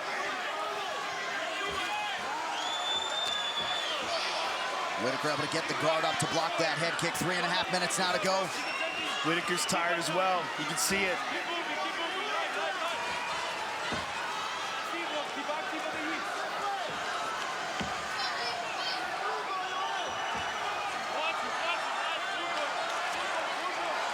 A lot of good feints by Whittaker. Yeah, these punches are just getting slower and slower for Romero. Good front kick again. I love the body work from Whittaker right now. If I'm in his corner, I'm screaming, attack the body. Again. Oh! That front kick to the body's money. Boy, both of these men exhausted. Romero has been cut twice in this round, once courtesy of a knee. This really is who wants it most. These guys are beat down. It is all that clinch work. Rounds 1 and 2, there was a lot of clinching, a lot of digging for underhooks. Man, that is so fatiguing. And these guys actually accepted this on 6 weeks' notice. Vice, the typical 2 months you get to prepare for a fight. And Whittaker less than 3 months removed from the win over Jacare Souza, again attacking with that kick to the body. These will be a long 2+ minutes. He just peeked at the clock as well.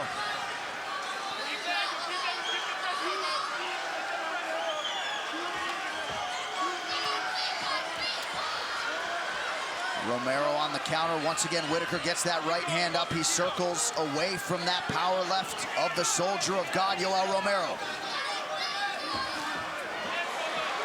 Boy, and there's no head movement. I mean, Romero right now is an easy target to find. It's just key for Whittaker. Romero takes a shot so well, though. I mean, he's got an iron chin. The only guy that ever really stunned them in the octagon is Tim Kennedy. Look at this. Whittaker on top. For Whittaker. You just don't know if Romero has the energy to get back to his feet at this point. This could be it right here. If he can keep him down here, and for Romero, it's imperative that he just, whatever he's got in him, he's got to explode and get back up to his feet or try to reverse the position. And he's not even picking his feet up off the mat at this point. Less than a minute to go. You can be sure Whittaker's going to try to stay active here. Elbows to the body. Total strike picture there, round by round. A big fifth thus far for Robert Whittaker. And zero attempt from Romero to get back to his feet right now. Well, and if Whittaker could close the round here on the ground, it could be huge for him in what has been a closely contested championship fight.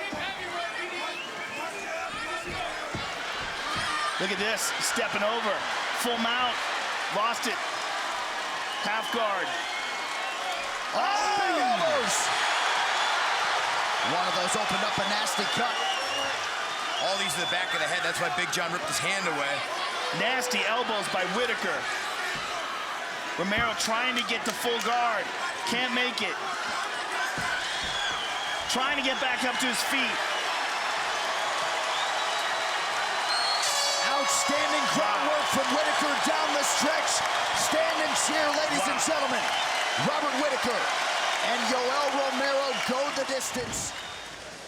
And this is that front leg side kick. And there's the hook kick.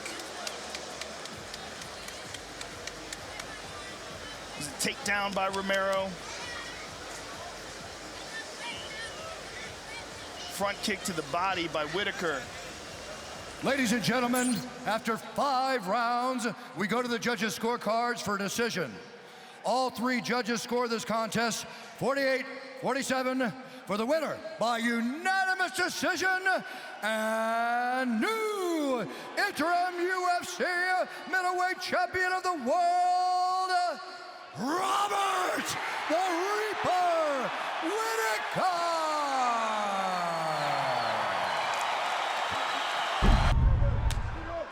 The champion in the traditional black and gold. The challenger is in white. We are underway.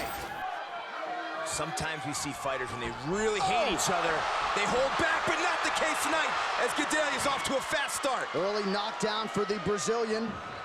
Good recovery by Jedrzejczyk.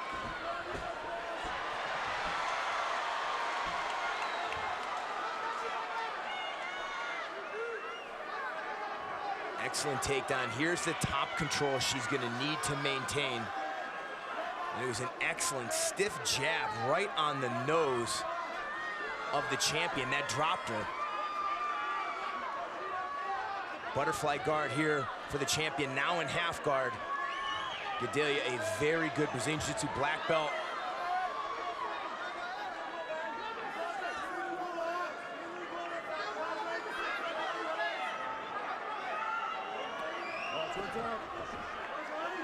Good work here from the champion, getting back to her feet so she could break the grip here.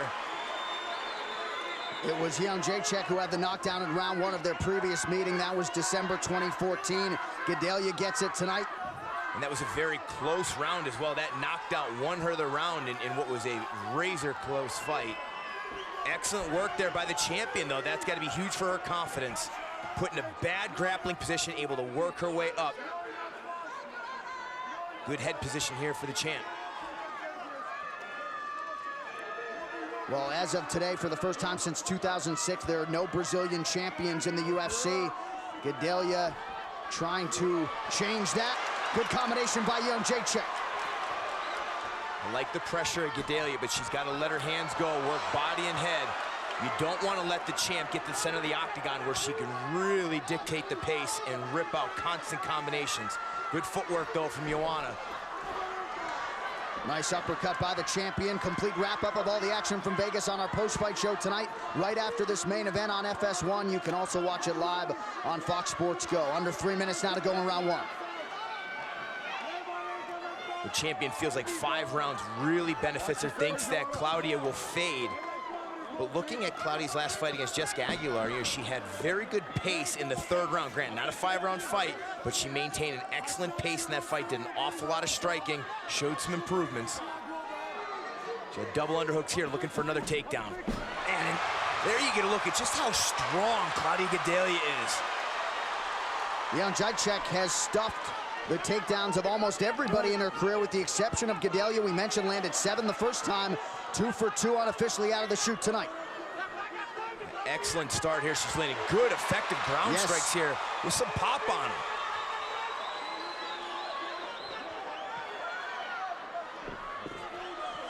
Joanna doing a nice job creating some space. She's got a left underhook. Good work from Joanna to get back to the fence, start working back to her feet.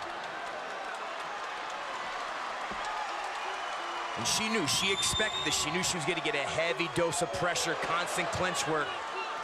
Worked in a nice elbow, but Claudia responds with one of her own. Big deep breath from the champion. Back to the center of the octagon now with 90 seconds to go in round 1.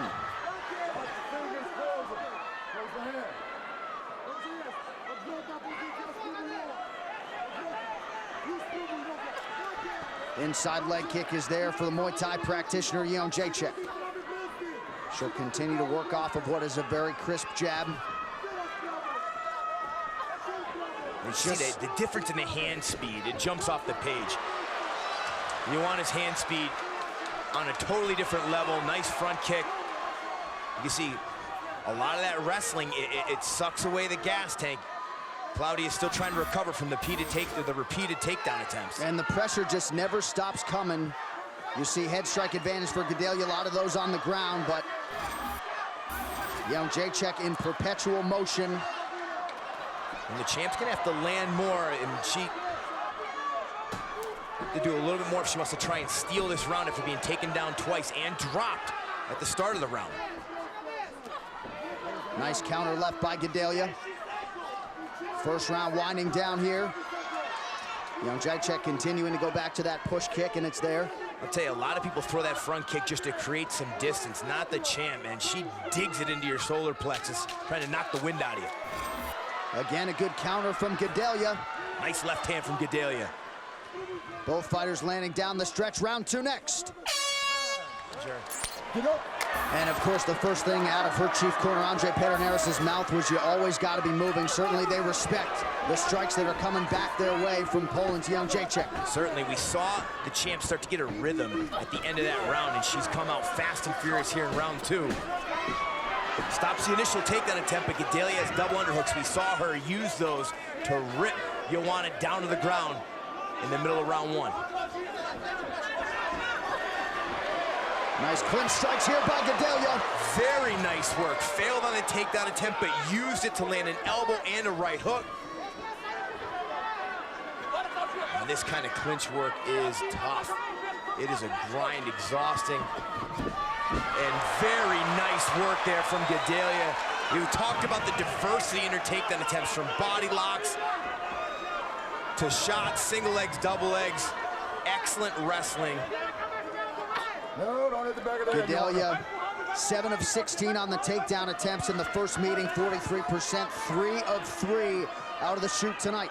And she's attacking that post hand, that left hand of Joanna. She's trying to use it to get her hips to the fence. And I like how effective, even when she may lose position, Gadelha doing an awful lot of striking mixed with her grappling here tonight. These are good, hard shots here. And Joanna choosing not to block them because she needs that left arm to post. But look at the right leg of the champion.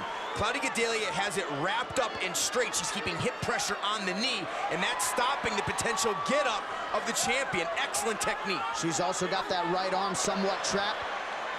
These are the small refinements needed to hold the champion down like she couldn't do in the first meeting.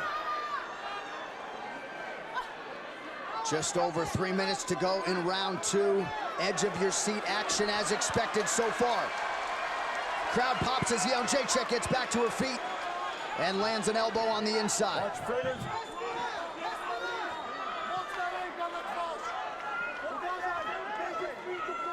Double underhooks again for Claudia Gadelha. Joanna has had a really hard time pummeling underhooks and winning the small battles of this clinch game.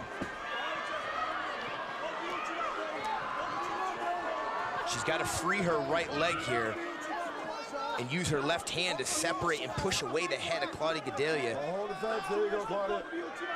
Gadelha very accurate, making these little pot shots count. She has. She's been so active. Hey, the takedown's not there for me yet, so let me punch you until I can get you to move, and then I get your feet in the position I want to finish a takedown.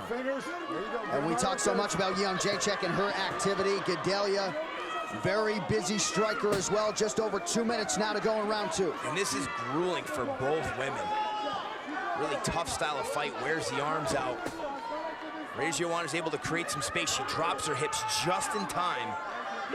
Good defense so far from Joanna, but again, it's Claudia pressing the action, controlling her, freeing the right hand to land some strikes.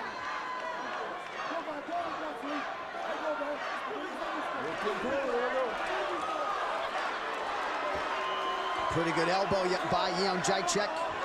And we've seen Travis Brown, who fights tomorrow night, he's finished 2 heavyweights with those elbows. Yep, pin the foot in between the canvas and the fence. Nice angle on the elbow there. And you want to get creative. She knows she's not going to get much room, so she's going to land any strikes she can. Battle for position here. Excellent work from the champ, who's now on top. Gadelha going to try and roll to a leg lock, maybe use that to get back to her feet. Nice elbows landed by the champion, who's looking for a Darce choke here. Easily defended and stopped from Gadelha. Jedrzejczyk says she's been working a lot on new jiu-jitsu techniques. It wouldn't appear to be her advantage in this fight. Under 1 minute now in round 2 of a possible 5.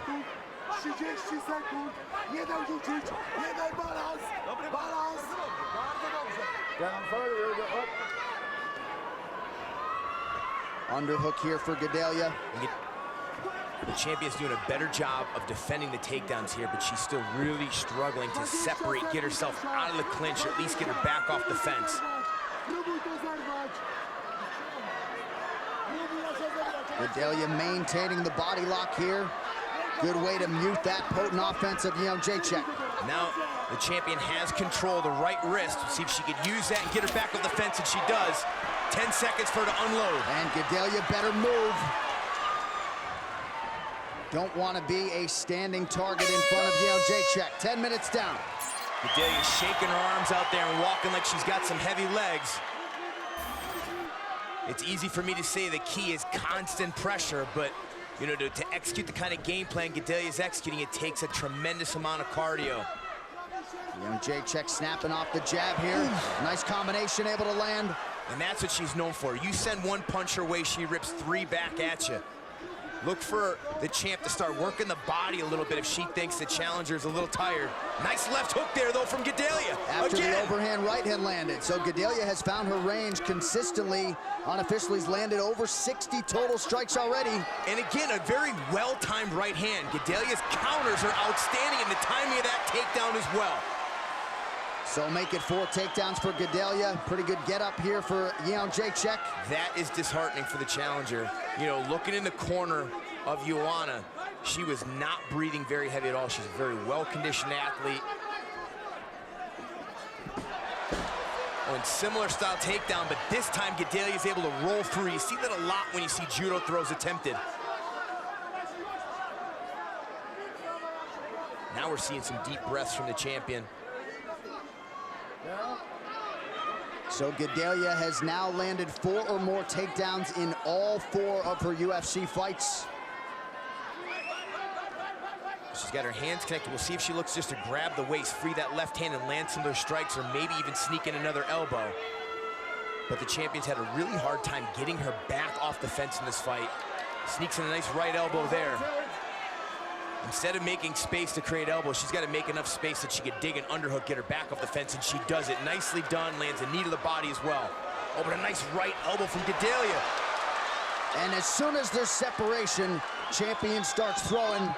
Just over 3 minutes to go in round 3. Some very deep breaths from the challenger. And now the champion's starting to work the body.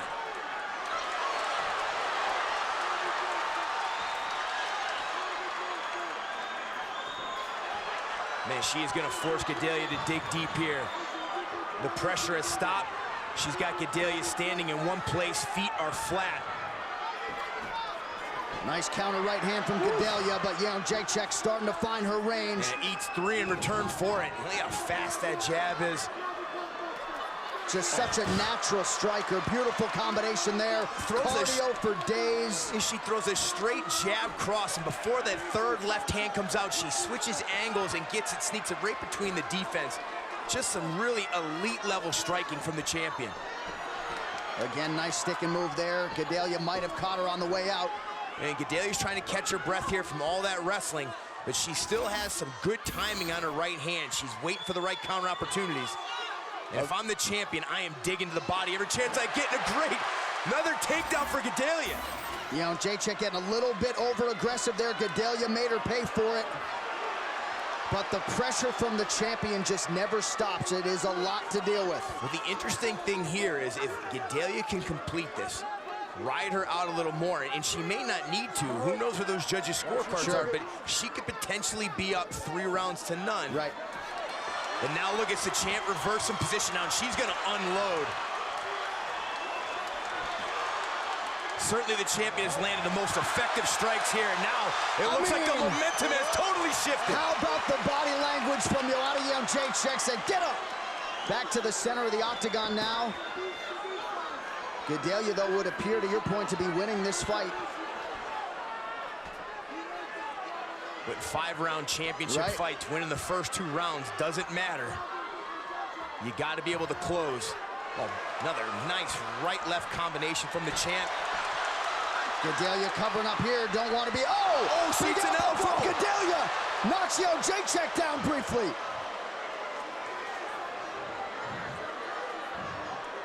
Great recovery there by the champion.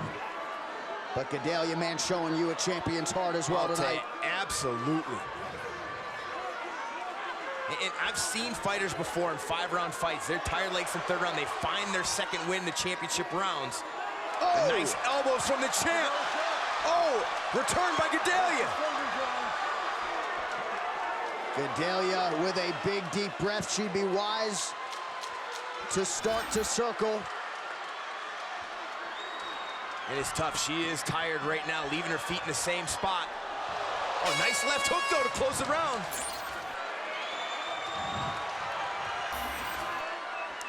Only one loss for these two fighters. That was Gadelha against Jedrzejczyk, and you see why the champion is undefeated. Even while experiencing adversity tonight, you do feel like she's in control of the fight. Man. Vicious combo there. Round 4, and this woman looks like she's just getting warmed up. Barely breathing heavy. And she is so fast, very quick. And watch as she lands strikes quickly, gets out, either moves straight back out of range or rotates off on an angle. High-level stuff, switching stances mid-combination. But she's got to be wary because as this happens several times, Gadelha level changes and blows through with a double leg. And now Jedrzejczyk starting to widen the gap in terms of these significant strikes landed, 95-29. Gadelha's had a couple knockdowns, 6 takedowns secured.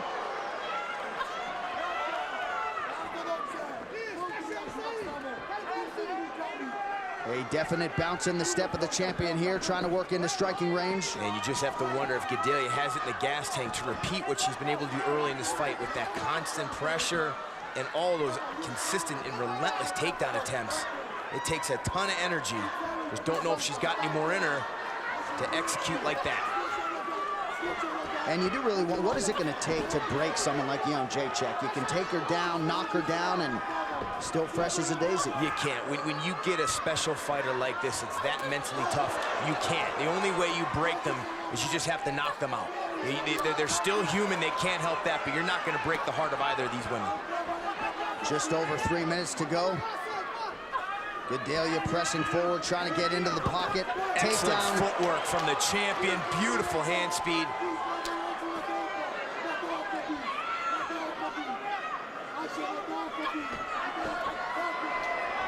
Nice stick and move there by Jedrzejczyk. She's changing stances often, consistently moving, and we haven't seen a takedown attempt yet from Gadelha here in round 4. Flush right hand landed by the champ. Oh, a nice left hook from Gadelha. After an elbow from Jedrzejczyk, opened up a little cut under the left eye of Gadelha. Gadelha lands well when Joanna stays in the pocket at the end of her combinations. That's exactly what Gadelha should be looking to do. At the end of these combinations, look and see if she can get her in the tie clinch. I mean, the hand speed, just absurd. And coupled with the footwork. She's no longer there for that explosive takedown attempt from Gadelha, and now Gadelha is just eating punches left and right. Oohs and ahs from the crowd every step of the way. Another 1-2 for Jedrzejczyk. And the counters are coming slower and slower from Gadelha. Most dominant round for the champion here, the 4th, under 2 minutes to go.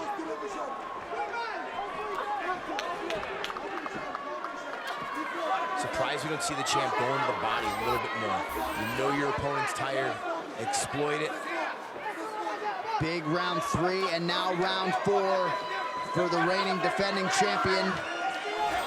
Those only show strikes. There were several takedowns for Gadelha in round 3 as well. Excellent jab. Big overhand huge right hand. Gadelha lands, Jedrzejczyk does as well.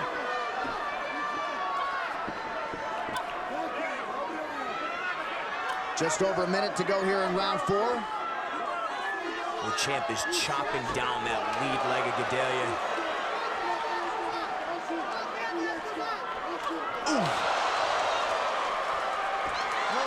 Takedown would be useful for Gadelha here to try to stem the tide. And I just don't know if she's got it in the tank right now. Oh, these punches are starting to take a toll. Joanna is really loading up on these shots, sitting down on her punches. And now the elbow. Counter right hand has been there for Gadelha, but the volume of Jedrzejczyk just way too much here in this fourth round. And Gadelha's punches are coming slower and slower, and now, really in the last 2 minutes, the champ has gone to the body repeatedly.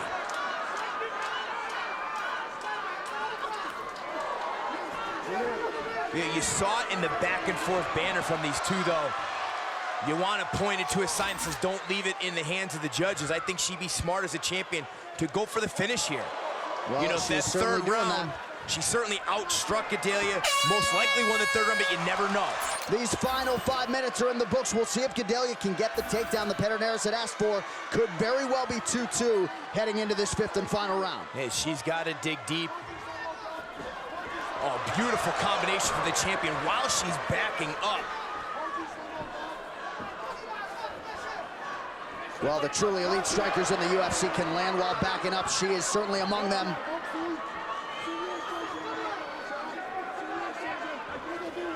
And again, fifth round of a championship fight. The body language, I mean... She looks like she can go 7 rounds right now. No doubt. That's what we talked about. We said she doesn't act like someone who's reached the pinnacle. I mean, she trains, she works, she's got the mindset of a challenger, someone who's got a chip on her shoulder. Yeah. Reminds me a lot of the bantamweight champion, Dominic Cruz. Just never gets comfortable, never accepts where they are, always believes they can do better. And another gorgeous combination from Joanna. Take that attempt from Gadelha. She's got double underhook. She's been able to take her down from here several times before. Does she have enough strength and energy left to do it? Under 4 minutes to go in this UFC Strawweight Championship. Jedrzejczyk using the fence to her advantage. Well, nice work there from Gadelha, trying to kick the feet out. She try and pull her back off the fence, maybe go the other direction and trip her the other side.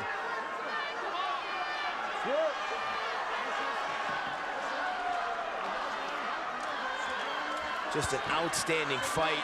Several momentum changes. Watch your fingers. There you go, Joanna.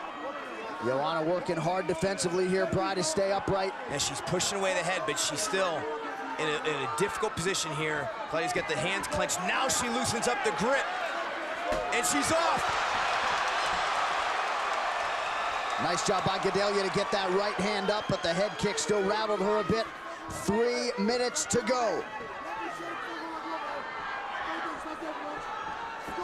We saw some great timing on the right hand to Gadelha. She's got to look for opportunities. There's one.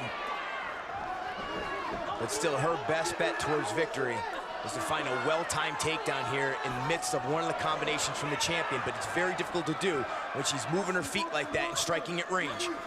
Jedrzejczyk coming up on landing nearly 200 significant strikes. Just a machine, and how quick she does it. When you can get your hands out and back that fast, it makes sprawling and defending takedowns that much easier. Beautiful right hand there from Joanna. And she gets out of harm's way to evade the return shot from Gadelha. Nice left hand there by the Brazilian. The Brazilian's corner imploring her to press forward. Just over 2 minutes now to go. Boy, Claudia Gadelha has shown just how tough she is. She's seen some big punches, keeps moving forward. Good job by the champion, rotating her back off the fence.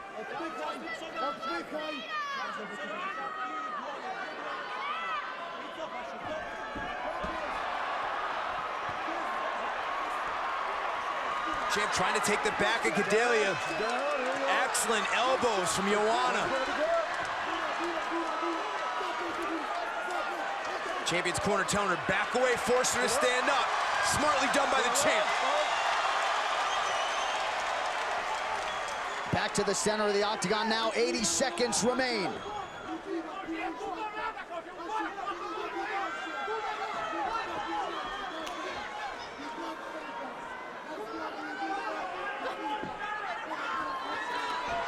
Nice right hand there from Gadelha. Good timing again. Not the sting maybe that was on her punches earlier, but she landed. Under 1 minute to go, fifth and final round to decide this UFC Strawweight Championship. Jedrzejczyk working effectively off of that jab once again. But we've seen the champion dominate. Now tonight, we saw her overcome some adversity in the earlier rounds and be very dominant here in the championship rounds. Neither one of these fighters has ever been finished. Gadelha showing off quite a chin. Oh. Huge right, followed by a left. Punches in bunches, elbows mixed in. You're seeing the entire arsenal of Jedrzejczyk tonight.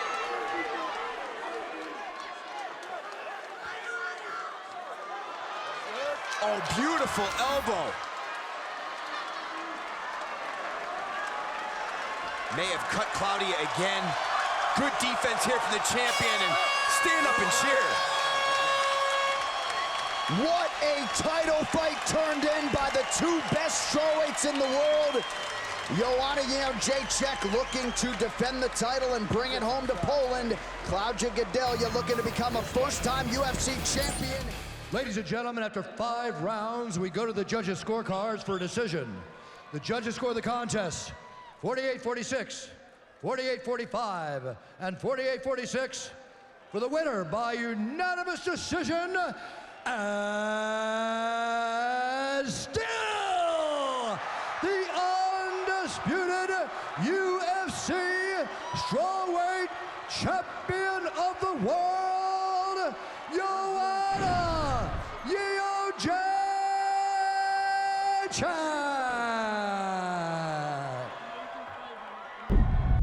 And tonight, the 10th main event for the women who compete in the Ultimate Fighting Championship. Back-to-back title fights. This one at 135. Ready. Let's do it. Here we go!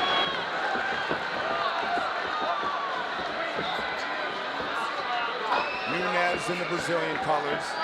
Black shorts and top for Miocic Tate. Nunes is a very difficult opponent.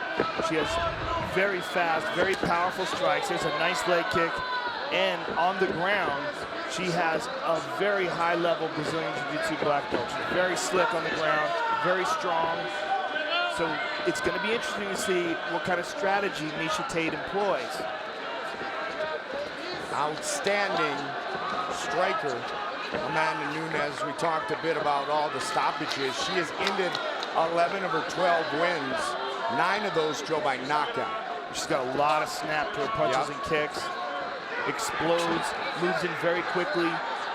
If there has been any critique of her in the past, it's been that she tends to fade in the later rounds. And there's a takedown by Miocic Tate, and Nunes scrambles to her feet. Tate holds on to the single. And she's out. Whoa. Nunes started training in karate at age 7. Misha started wrestling at a young age.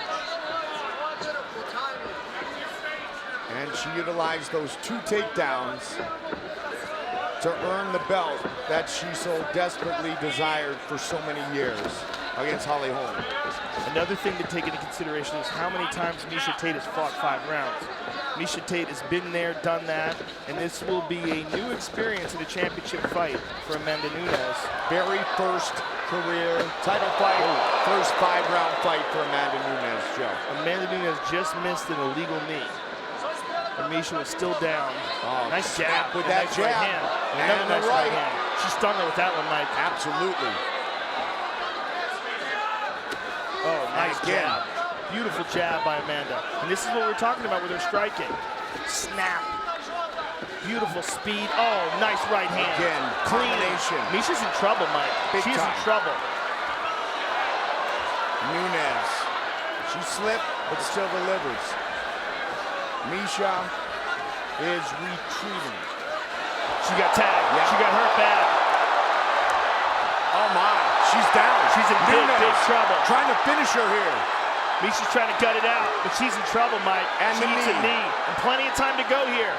2:20 on the clock. More punishment. Miocic Tate is busted up. And Amanda Nunes. A lot of blood, Mike. Feels the belt around her waist. Amanda's got her back here. Mioci's got to use really good defense here, but this might be the best thing for her. She needs a hammer fist, though. Big shots by the Lioness. Huge first round for the Brazilian. She's got her back.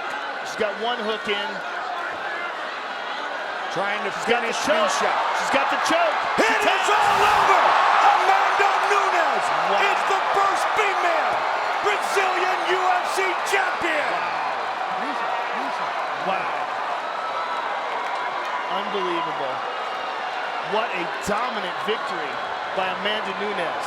She busted Miocic Tate up and finished her off and barely took any damage. Boom, look at that right hand. Stunned her with that. Nunes moves in for the kill. There's another right hand, and Miocic was on full survival mode here. And Amanda just sticking her with that jab. Right hand over the top. Had her in all sorts of trouble here, just busting her up. Miocic's legs gave out, and now Amanda takes her back, sinks that arm under the chin, and that, ladies and gentlemen, is a wrap. We have a new women's bantamweight champion. The belt. Here we go! Tonight's Fight Clock is brought to you by Bud Light, the perfect beer for whatever happens. Lawler the southpaw in the dark trunks, white trunks for Rory MacDonald. Good straight right by Rory. Rory fights long, Mike. Yes. And that's one of the things that presents his opponents with a lot of problems. He's very good at closing distance and then getting away. The chance of USA for Lawler. Good left hand.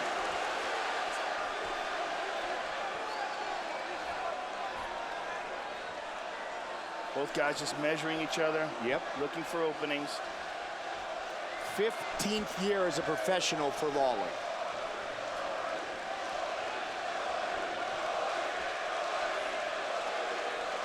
So that goes back to when Rory MacDonald was 10 years old. Nice jab. Strong inside leg kick by Robbie. Rory returns. Lot of mutual respect here, Joe.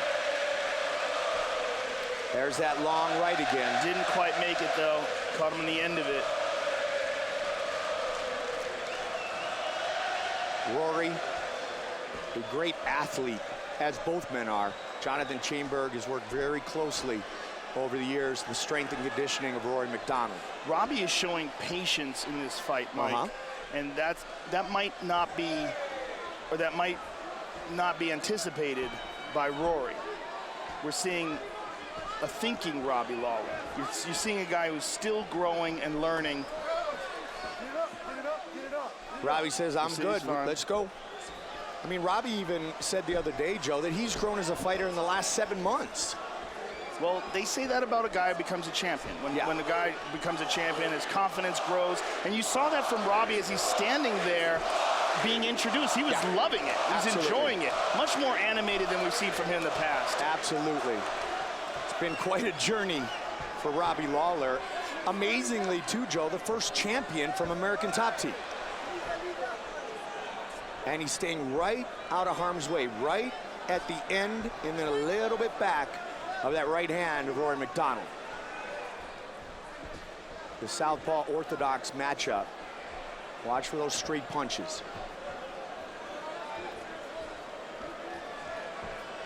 Both guys very cautious here. They realize also that this is a 5-round fight. Yes. Conserving the gas tank. Just the second 5-round fight for Rory MacDonald. There's that right hand again. Rory looking for the uppercut as well. Looking to get Robbie to open up and be aggressive, which is his usual style. But so far, Robbie laying back and very patient. Robbie said years ago if he were a baseball player, he'd be a home run hitter. Lawler always has that left hand ready to go.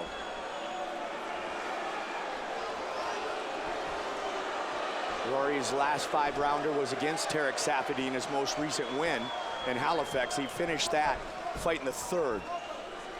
Rory's having some good success with that kick to the body from the back leg. Under 90 seconds. And there's a shot, stuffed, and nice knee. Nice knee by Robbie as well. Robbie's been spending a lot of time working with King Mo Lawal, who's an outstanding wrestler. A lot of training with him, tightening up that wrestling defense as well as his takedowns. And again, it's one of those things about having such an amazing gym like American Top Team. So many great uppercut to the body by Lawler. It was a hard shot to the body. We listen into Lawler's corner. There's the man you mentioned, Joe.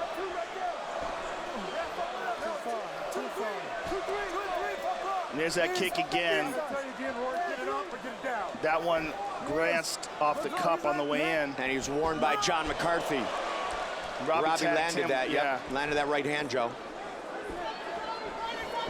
Here's his corner calling for the 2-3 with that straight left and a hook with the right.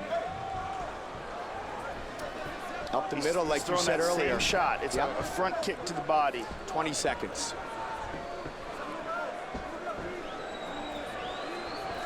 Nicely done.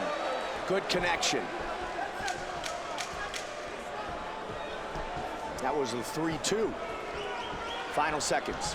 The only problem with a round like this, they're feeling each other out, but who the hell knows who won that round? You know, I mean, Fighter, will that be against potentially? We do not know quite yet. Round 2. Up the middle with that kick again, Joe. He keeps glancing off the cup, though. He did it again.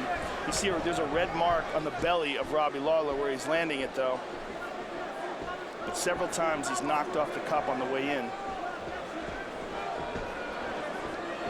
It's just the trajectory of the kick. 2002, Robbie Lawler, considered the Mike Tyson of MMA, and the champ is watching Octagon side tonight. Robbie's having good success with that right jab. A lot of footwork. Significant strikes thus far. Rory MacDonald +10.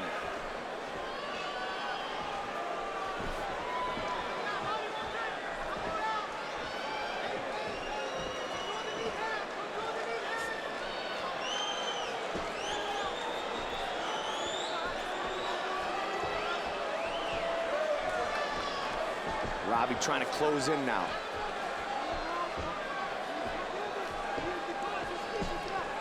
Just stuck the jab right in the face of Lawler there.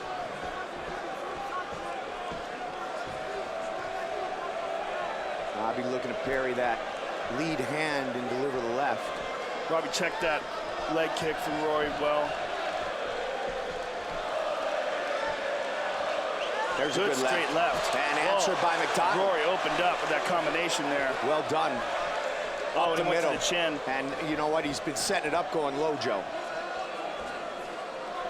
He likes to throw that fake front and then turn into a roundhouse kick as well.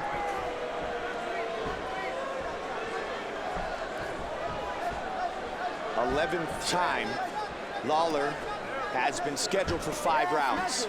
Again to the body. Measure, measure. For Asahabi. Measure, measure. Beautiful. You're doing beautiful. You're doing beautiful. Beautiful. Pick him apart, baby.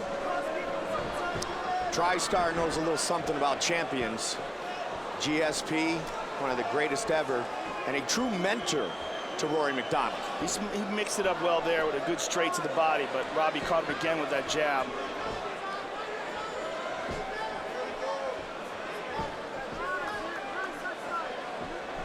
Oh, he went high with that. Very nicely done. Out of nowhere. Back to the center. Lead hook just missed. Yeah, Rory's doing a good job of staying just on the outside of that, catching it on the very end. That kick that he keeps going to, Joe, is starting to open up other options. And as you mentioned, you can see the redness on the stomach of Lawler. Yeah, it will pay. It will pay dividends if he keeps landing it.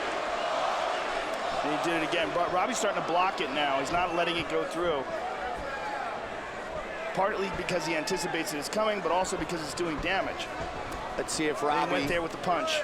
In blocking it leaves an opening for Rory, though. Well, as Robbie is getting more aggressive to try to pay Rory back, now Rory's having a better success countering, but that was a beautiful 1-2 by Robbie. Such great footwork. Oh, nice combination. Little slip and rip. Rory's busted up a bit, Joe. That was that 1-2 by Robbie, and again. Lawler feeling it. You can tell by the way he's moving right now. Feels the momentum. And Rory with a nice combination. Oh, and nice. again. And again. Good counters by MacDonald. Oh, big left hand by Lawler. Robbie. They're opening up. Robbie pushing forward. The rematch for the title. There's a lot of blood. Yep. Yeah, it's pouring out of Rory's nose. Robbie's busted him up. And we're just in the second round. Robbie, good one, too. Again with a combination that scores with now just 30 seconds on the clock. He is such a much more polished striker. In this most recent run in the UFC, he's just a completely different fighter. It's amazing, isn't it? It's incredible that after all these years, he's still learning and growing. Again, he connects. Rory, though, again on the counter. Final seconds. Robbie tagged with another left hand in that exchange. And that is his big power shot. He throws that sweeping hook, too, to set up the straight left. Let's see what Faraz, despite a good round for Robbie Lawler. Faraz Zahabi said he's getting a little anxious in there, forcing it too much.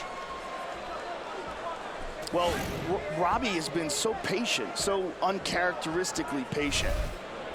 And this is, again, a part of the maturing process that we've recognized from him.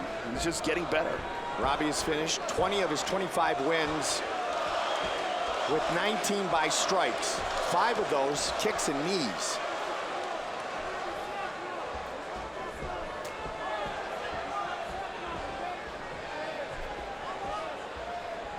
Rory looking to find the range, take the momentum back. It's a good second round for the champion. And that was one of very few kicks that Robbie's thrown in this fight. Making sure he doesn't get taken down. Oh, good left hand. Rolled underneath it and boom. Snapped his head back.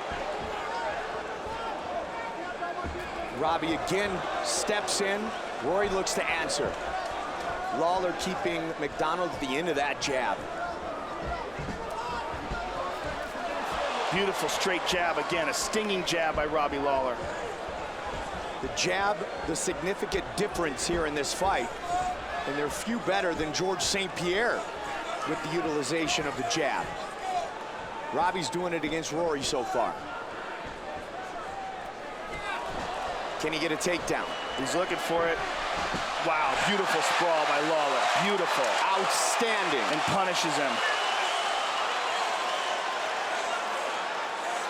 Rory's taken down 8 of the 9 opponents. Oh, wow. He's attempted to get to the ground. He hasn't done it yet against Robbie. Rory's face is a mess. He's bleeding from several cuts now. Yeah, he's by far taken more damage tonight than in any fight in his career. Vancouver, he was 7 seconds in what many believed away from victory. Carlos Condit turned it up in 2010 in the previously mentioned meeting with Robbie Lawler. 18 wins despite those 2 fights.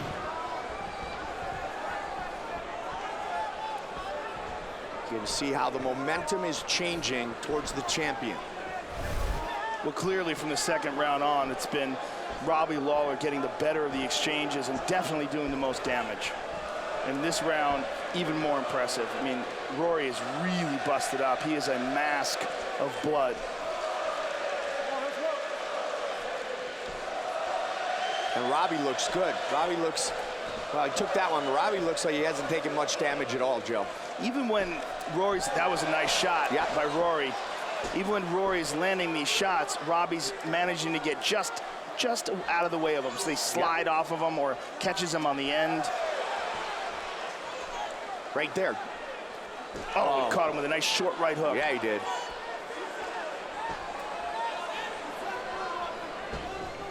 Just over a minute and a half on the clock here in round 3.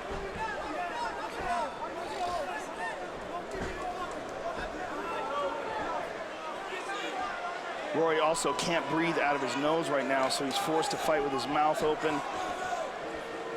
You heard Firas Zahabi in the corner saying, don't clear the nose, watch as he went in after that round to get attended to. Also makes you susceptible to the knockout. A big cut on the forehead over the right eye of Rory as well. And even though Robbie's had Rory hurt, has damaged him considerably, he's still very patient. And that's the new Robbie Lawler.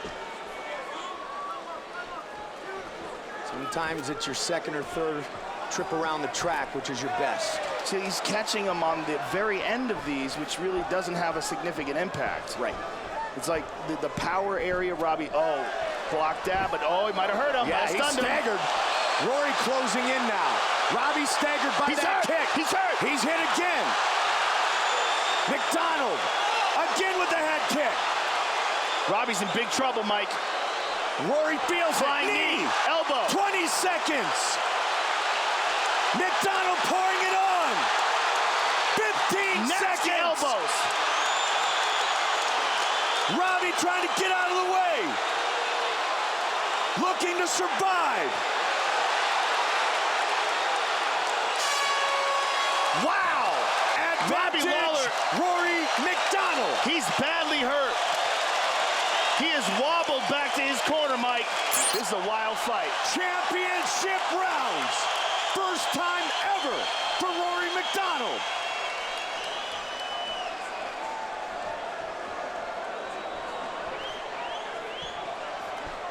There's that head kick again. Robbie's in trouble. He is in trouble. Firas Zahabi said you are figuring him out. That front kick, what a combination. Nice elbows. MacDonald with a knee. Looking to finish it right here and become the champion. Kick to the body. That front kick, he says he's fine. John McCarthy right on top of it. He's talking to him. Robbie turns to him. He keeps saying, I'm fine. Leave me alone. Those kicks to the body hurt Lawler. And to the head again. This is a whole different fight. This is incredible. Beautiful elbows by Rory. Rory trying to break him down now. Round 4. Robbie fires back. Some swelling on the right eye of Lawler. Again with the head kick. Robbie getting wobbly out there. Completely different fight here. Rory's just picking him apart from here. One head kick and boom, everything turned, Joe. And Robbie still looks like he's on wobbly legs. Absolutely. He doesn't look like he's penetrating with his punches.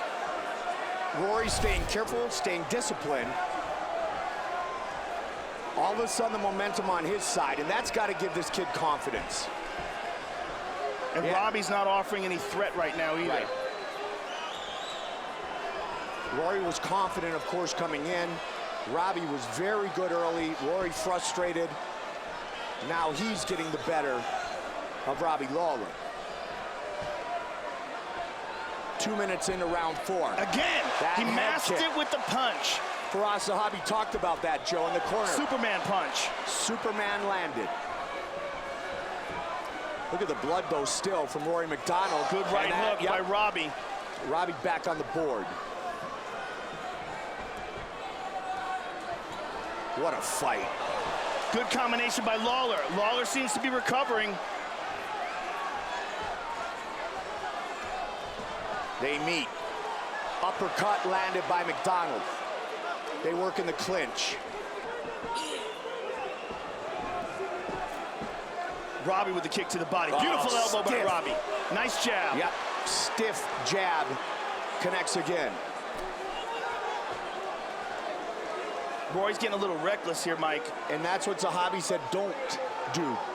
Be patient. You're starting to figure him out. Lawler's starting to work his way back. Answered that head kick with a combination. Nice 1-2 by Rory.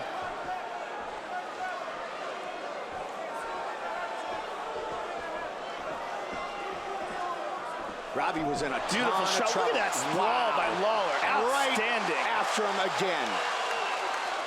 Robbie was in trouble. John McCarthy. Watch Robbie work his way into this round. that now has 90 seconds remaining.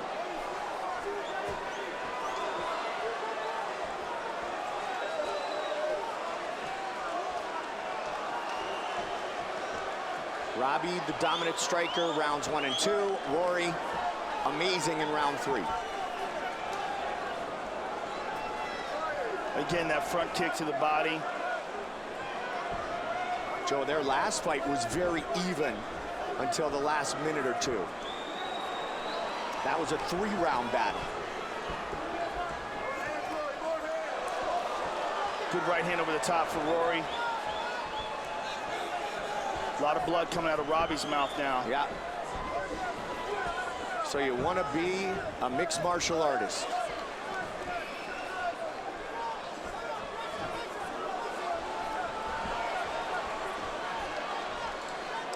Rory just showing so much determination. Working through very deep water early. Now Robbie looking to connect again. 20 seconds remain in round 4. Both guys are standing much more flat-footed in these exchanges, Mike. As they fatigue, they're having a harder time getting out of the way of these shots, and it makes these exchanges much more dangerous. And both of them having a tough time breathing. Again, he goes to that head kick. Wow, how good is this? 5th and final round.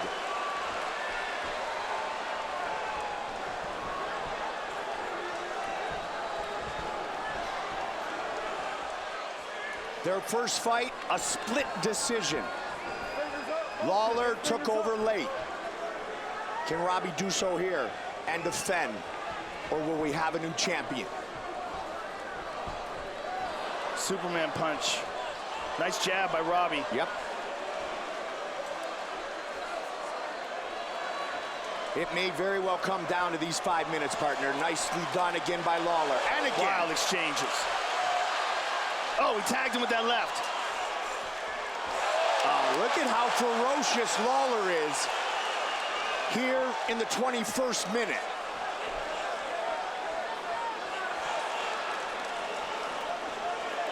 Lands it. He's hurt. He's hurt. This may be it. That's it. That's it. It is all over. Wow. Robbie Lawler remains the welterweight champion.